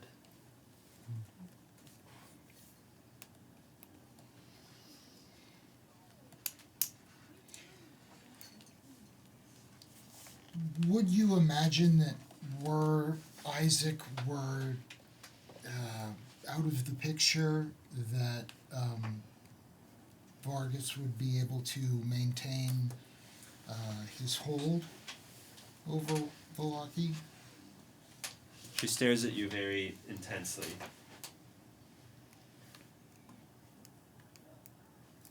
I want to choose my next words carefully, and in particular, I must carefully choose who hears them. You must swear that this conversation does not escape this room.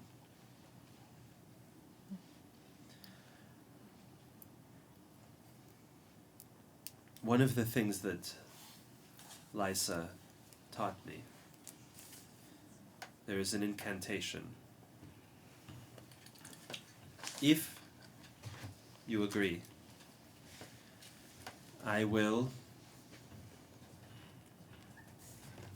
create a space in which no lies can be told, at least within the greatest of my powers. And I would like for you to swear in that space, in this zone of truth.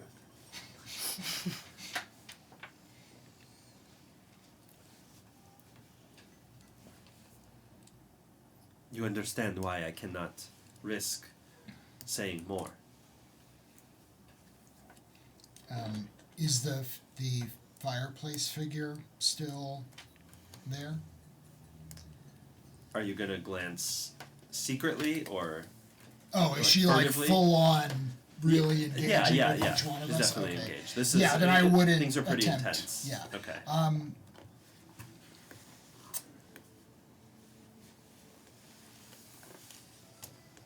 I suppose I find that acceptable. Could we perhaps discuss this amongst ourselves for a moment? I don't want to be rude. Mm-hmm. And she stands up. I completely understand. And walks out of the room. I'll return with dessert. 2 or 3 minutes. Wonderful. Thank you kindly. She softly closes the hot swinging doors behind her.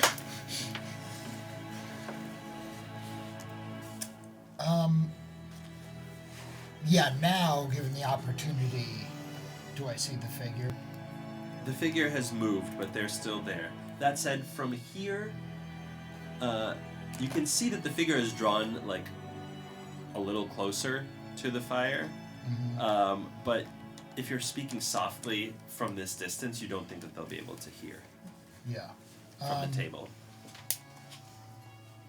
Yeah.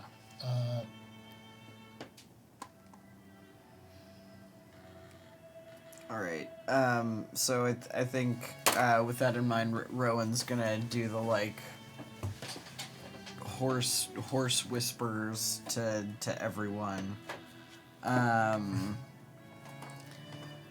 Right. So I really appreciate that she seems to be, being very straightforward with us. I don't know how I feel about truth magic. Once she casts that spell, she could ask us anything. Just to be clear, you don't have to answer. You know that the spell is cast on you, and you don't have to answer questions. Mm-hmm. Okay. That's how Zone of Truth works. Okay. Yeah. If that's the case, yeah, I would have had a similar concern. If that's the case, then I'm fine. Even in not answering a question, though, electing not to answer a question, we could be giving an answer. We could have her go in first and swear that she'll only ask us this one thing. Can do any of you have that magic? She is affected by, people. Yeah, it affects. I thought the caster wasn't affected. It affects any creature. Oh, dang. Yeah. And Esquivel would clarify that he's aware of this spell and that explain the sort of the way that it works. Just so we're all clear.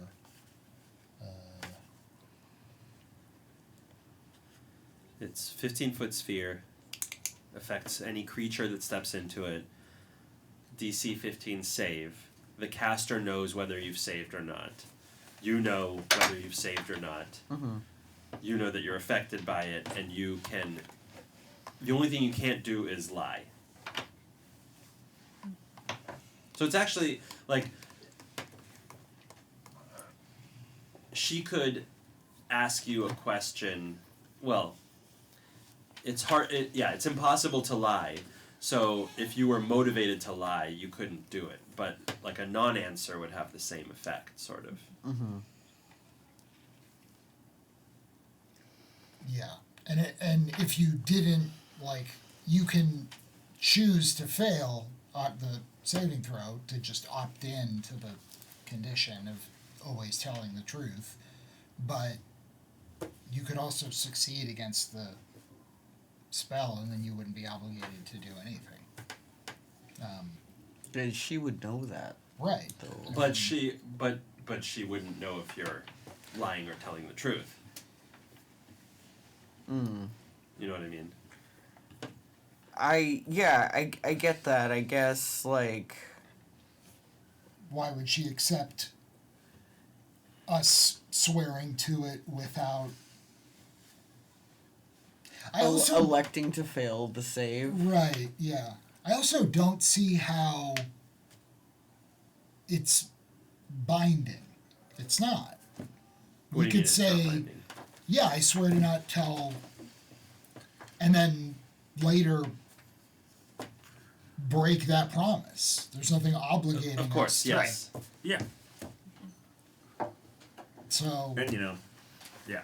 The only thing that she could tell is if you intend right now to break the promise. Right. Mm-hmm.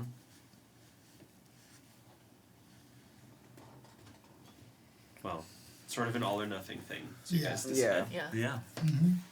Well, I think that she's probably the most valuable ally that we stand to gain at this moment, so I kind of think we should do it. Do what she wants. For one, she's also mother. She's totally mother. Yeah, so Yeah. So Eric might be feeling, Yeah. She's been a lot more straight up with us than I think anyone else has been. Yeah. In this town. Between the two sort of major options here, it seems as if the one that isn't publicly executing people for not smiling is the better one. Yeah. Mm-hmm. Yes, she does seem more stable. And the this concern that I had Ezra. was that she was like a Strahd toady, which she does not appear to be. So. No. Yeah, never thought I'd see this, but I guess the mist god thing isn't the weirdest. All about the mist god. Isn't the weirdest one. Yeah, we could do Makes a lot of worse. sense. Table. Makes a lot of sense. I mean, if you're here and the mist is keeping you here, As far as attitudes to have. I get it. Yeah. Maybe the mist is good. Hey, it's what we got.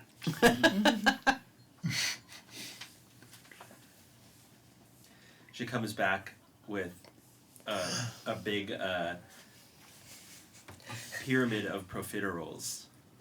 Ooh. Eric's like.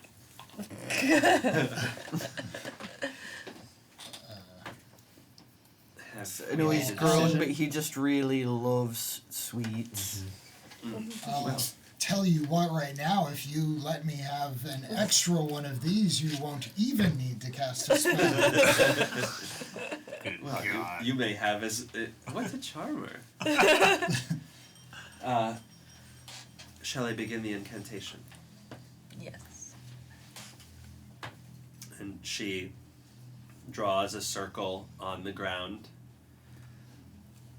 And... with what?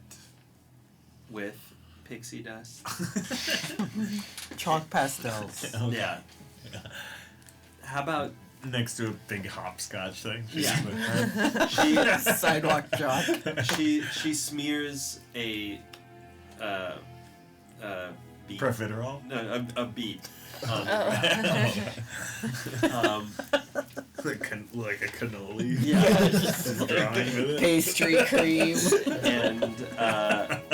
And she turns and speaks a few words that you can't make out at all, but one of them is Ezra. And she steps into the circle first and says,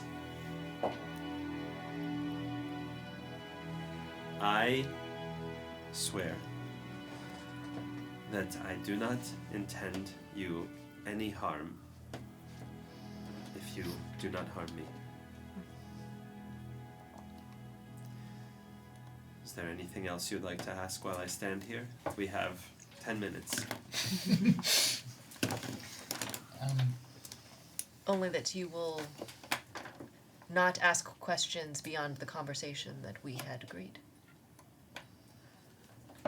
I will not ask you any questions or compel you to answer any questions that you do not expect and on which we have not reasonably agreed. Lady Lon steps inside. Anything else? No, you're standing really close. She's still in there. It's 15 feet, so it's not It's like an elevator. A small elevator, yeah. Oh, excuse me. What? Monto's like, I want treat, I want treat, I want treat. What, if you don't mind answering, what compels you to pursue the path of doing good if your god's worship involves a giving up on the effort of improving one's or anyone's situation? I want to keep Valaki and my children safe from imminent harm. And I want to see Strahd reassured that Valaki is no danger to his rule.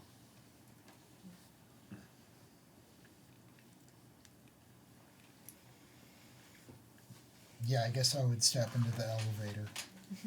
Yep. I just step in. Yeah, go ahead and step in. I can't think of anything I'd want to ask. She takes a step In back. and go, you smell nice. Glad we all bathed. Do you have any intention? Oh, everybody roll a charisma save. I'm gonna elect to My two least favorite words. Charisma save. I'm gonna or don't. Yeah, I'm gonna choose to fail. I'm gonna fail on purpose. Oh. Oh, I think I failed anyway, so 15. 6. Okay. She looks at you. Why are you resisting? I'm nervous about magic. Please step out of the circle and step back in. Okay. I won't resist this time. Do you actually not? Yeah. Okay. She says, do you have any intention now of divulging my plans or intents to anybody outside of this room, unless it's with my understanding and direction? No. I No. do not. No. Okay. Going back to your question, Father Esquivel, there are many in Vallaki who are uncomfortable with the Valakovich's rule and who would prefer to see fresh leadership. So long as Strasny serves the Baron's household, any attempt to shift this leadership structure would be met with violent brutality.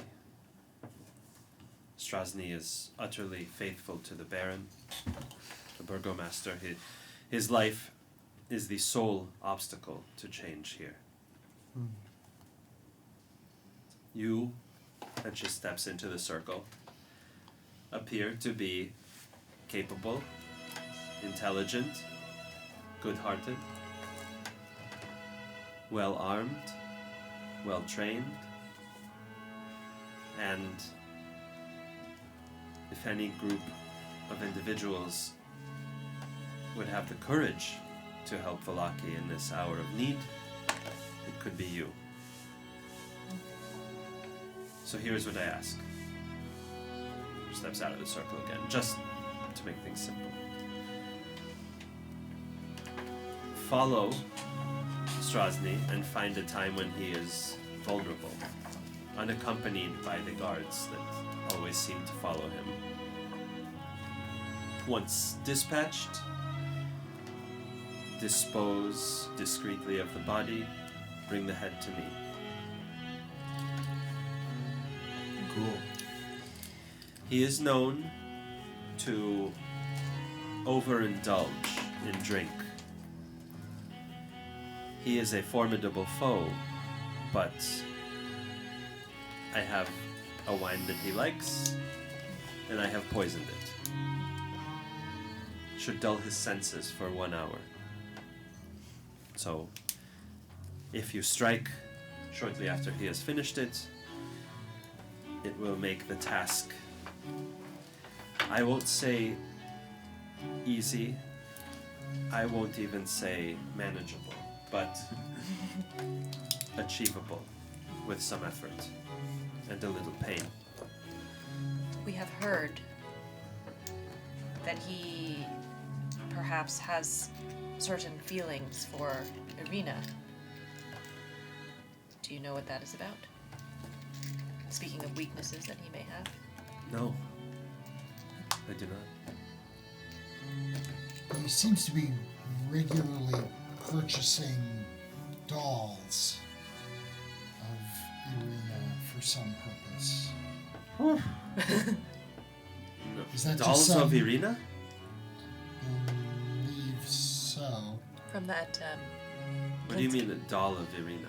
Blinsky's Toys makes custom dolls. It's like a doll that looks quite a bit like her. Well, they resemble her. Yes, and he keeps Very much so. coming back with, modifications and improvements, saying this part's not quite right, the bow in her lips is wrong, or the color of her hair is kind of off, or... I can't imagine what this could relate to. It's absolutely baffling. Does, when I look at Stella, does she bear any resemblance to Irina? Okay. No. Blonde versus red hair, kind of more sort of like supple and round features versus like structural. Irina was the name of his sister who died that we found in that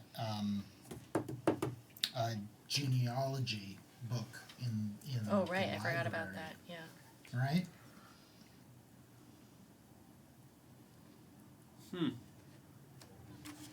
Well, our Irina was adopted.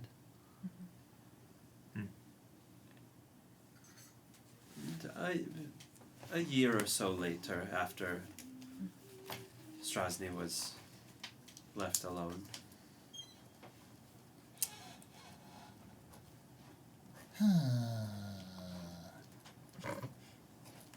That doesn't make it any better.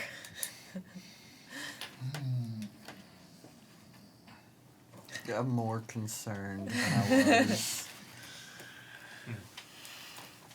Well, Yes. I'm certainly... This is...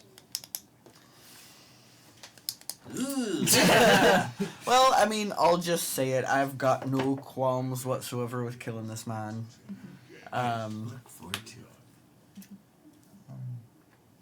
It might be hard, but we've done hard things before.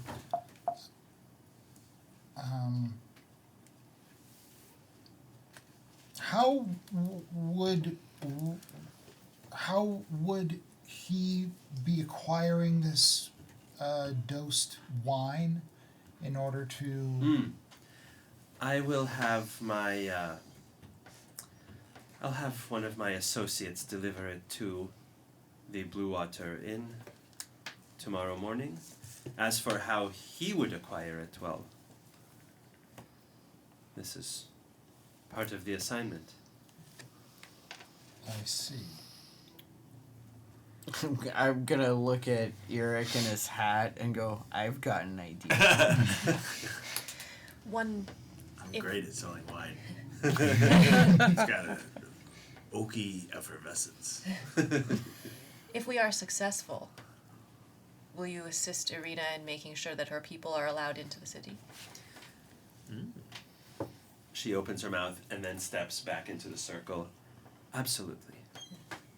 I will.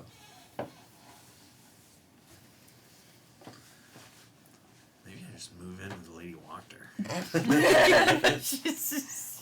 Yeah. Seems like she's, The vibe. pretty nice. She's making the best of a bad situation. She cares about her family. Yeah. She appreciates a good potpourri. Yeah. I think she's the best Food? person we've met so far. Most profiter. Yeah. At least it seems this way now. Until we find, 30 peasants' cask of Amontillado in her basement.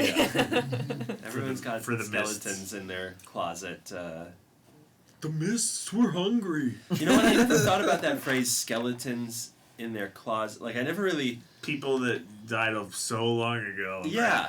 I guess I thought it was Bodies. my skeleton. It's No, I thought where it was the my bodies skeleton. are buried. Yeah, I thought it was I have I'm naked in my closet or something. I didn't realize that it was In my murdered closet, people. my skin is gone. Yeah, that guy's got a lot of secrets. He hangs out in his closet until all his flesh dissolves and he's just a skeleton in there. I don't know why. That was I never really thought about that phrase. It's about people that you've killed. Yeah. Yeah. Yeah. Huh.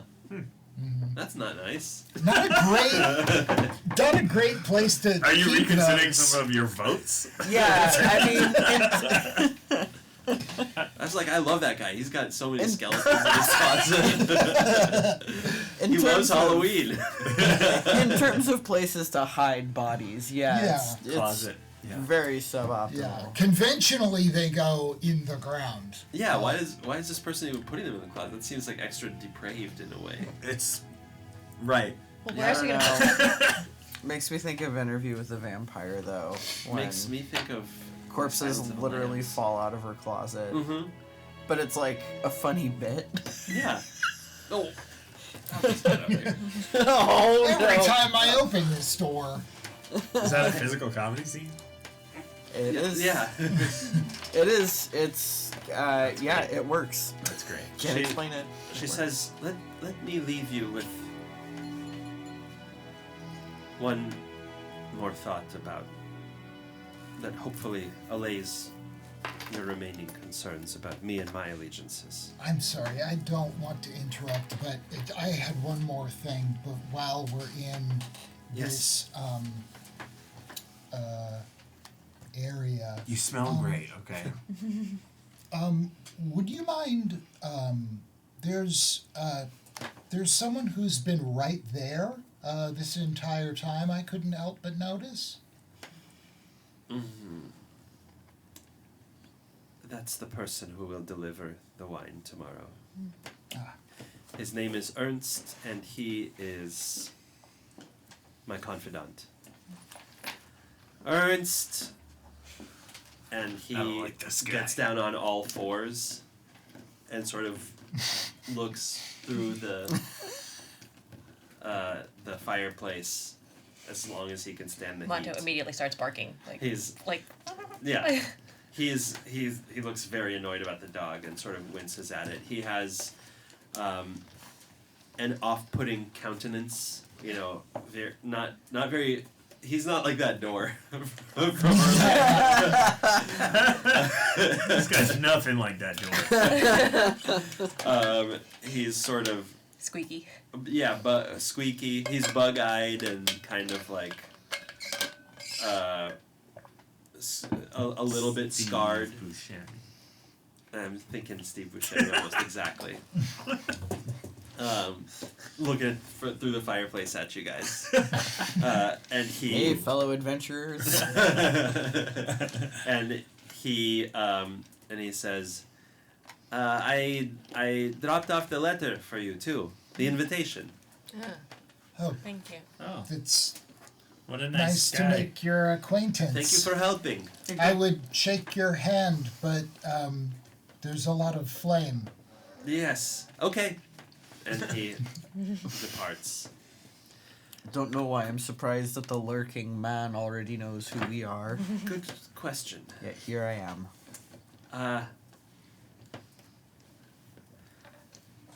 As I was saying,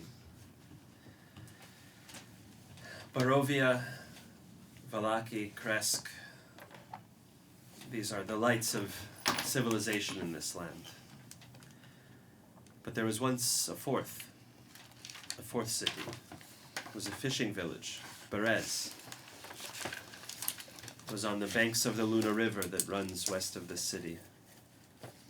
It wasn't very far south of here. In its prime, it was a thriving place.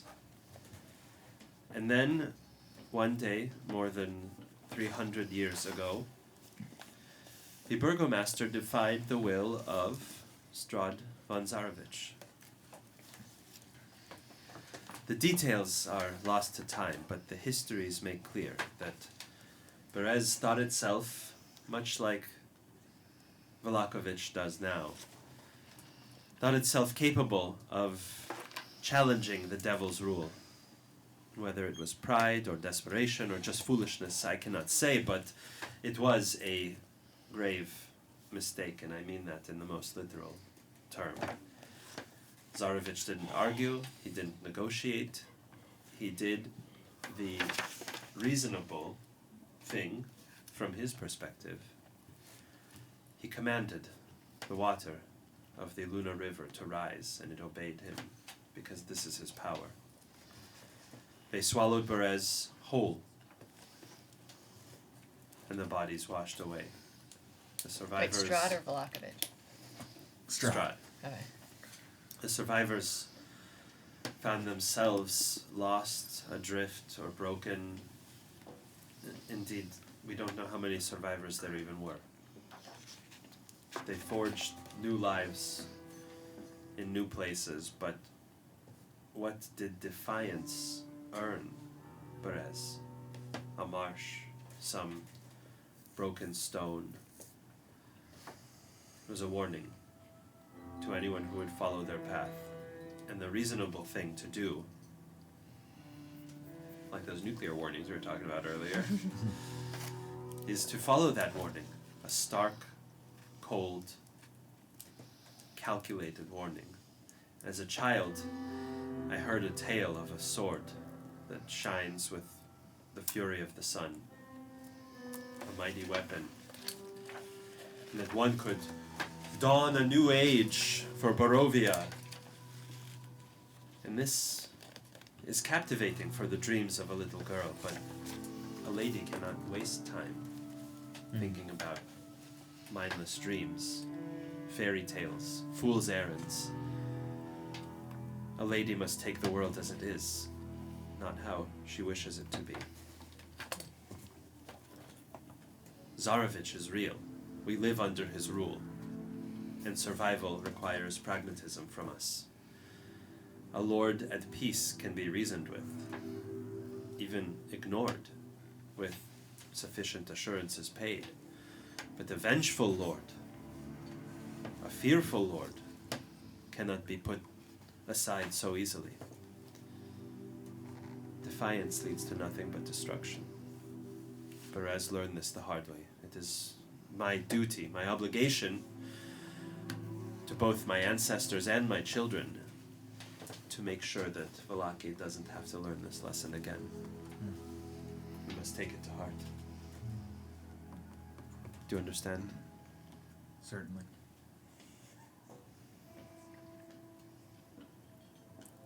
Enjoy the profiteroles. They're delicious. It appears that we have put some chocolate dust on them. Might we take some with us? We've sort of been subsisting on watery beets. Oh yes, and please give some to to Brahman Bray, and tell the Martakovs that I'm sorry my own brood has been a bad influence on them. Oh sure, we'll take extra for the other kids, and I wink at Eric. Yes. Make sure you grab extra. They're Did you hear that? Yes, sir. Don't have to tell me twice. She sees you out of the door, and you walk through the streets of Vallaki at night, which seem a little more peaceful in a way after your discussion. Mm-hmm. And you arrive back at the Blue Water Inn looking just a little bit different than it did when you left it. It is what? Blue Water Inn. Festival time? Opposite. Oh no. Almost the opposite. It is rather harried, but also shut down. The walls are, or the windows are closed, and there's a sign that says it is closed to non-guests. The shutters are sealed up, and outside of the door is a pile of debris from what looks like broken tables and chairs. And as you walk up, the door opens and Danica sweeps out some broken glass into a pile and looks at you and says, "Oh, she hands the broom and dustpan to Erwin. I don't know how to say this, but part of your rooms have been destroyed. The captain of the guard was here looking for your friend tonight. He was under the impression that she was here, and he did not spare much of the dining room, I'm sorry to say." Oh no. Well, we apologize that No, it's... Inn met with damage on account of our friend. Which friend was... the red-haired one.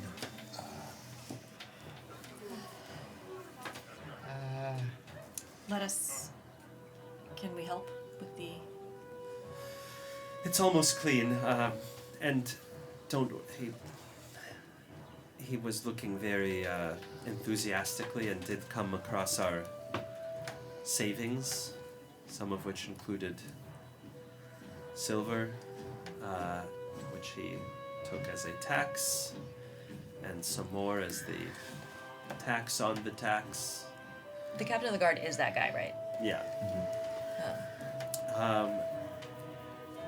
He seemed very upset.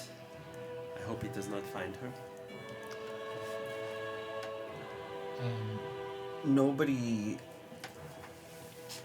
told him anything about her or where they think she might be or anything like that you know of? We don't know where she is.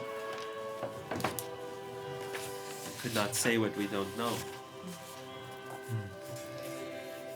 How was your dinner? No wolf steak. But we did bring some profiteroles for Oh. the children.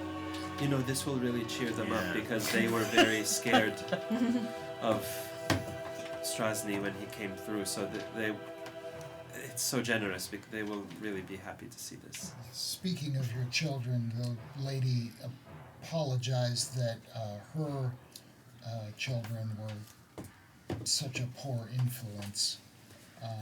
And she also apologized for her brood. You know, the apology is well taken. They have been quite rambunctious. I'm sure you need some time to think and gather. Again, we're short a few tables and chairs and glasses and coin tonight, but I'll bring some tea and run the bath before too long. Thank you. Thank you. And that's where we'll pick it up next time. Yay. Cool. Yay, I got a piece so bad. Okay. Bye-bye. Bye-bye.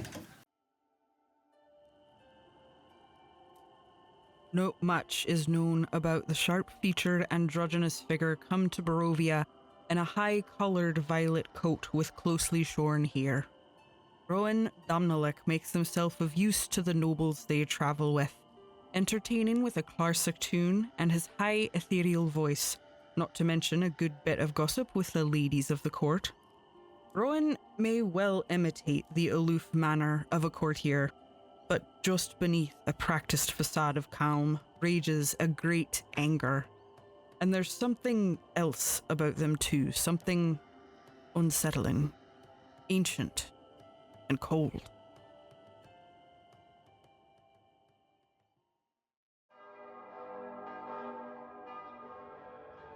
Father Esquivel is an ordained priest, sent far from home on missionary work.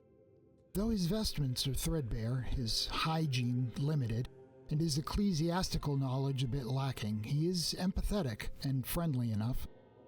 He's on the younger side for a priest, but whatever his life before the cloth, it must weigh on him heavily, for physically he seems aged well beyond his years. He claims to be happy in company and sharing the difficulties of the road, but you might get the sense his smile is feigned.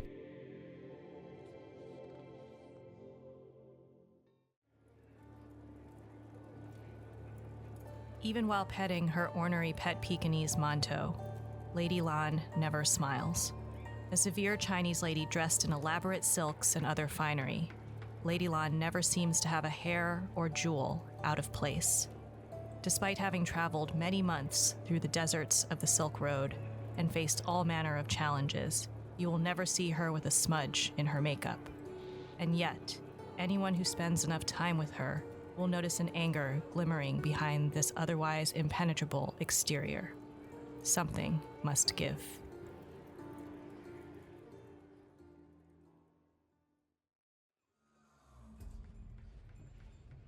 Eric von Eggenberg is a pale young boy, his skin almost translucent in the dim light. His eyes, the color of a stormy sea, hold a lifetime of unspoken sorrows. fixed upon the arabesques of the moldering wallpaper, seeking patterns that do not exist. His hair, a messy jet black patch, appears to be thinning. He moves with the jerky grace of a puppet, his limbs seemingly not entirely his own. Clutched firmly in his hand is a ruby brooch, a glimmer of hope in a life filled with darkness. Whispers follow him, telling of a noble lineage abandoned, a sinister apprenticeship, and a mysterious benefactor offering salvation in a distant land. There is an unsettling aura that surrounds him, a disquiet that hints at secrets best left undisturbed.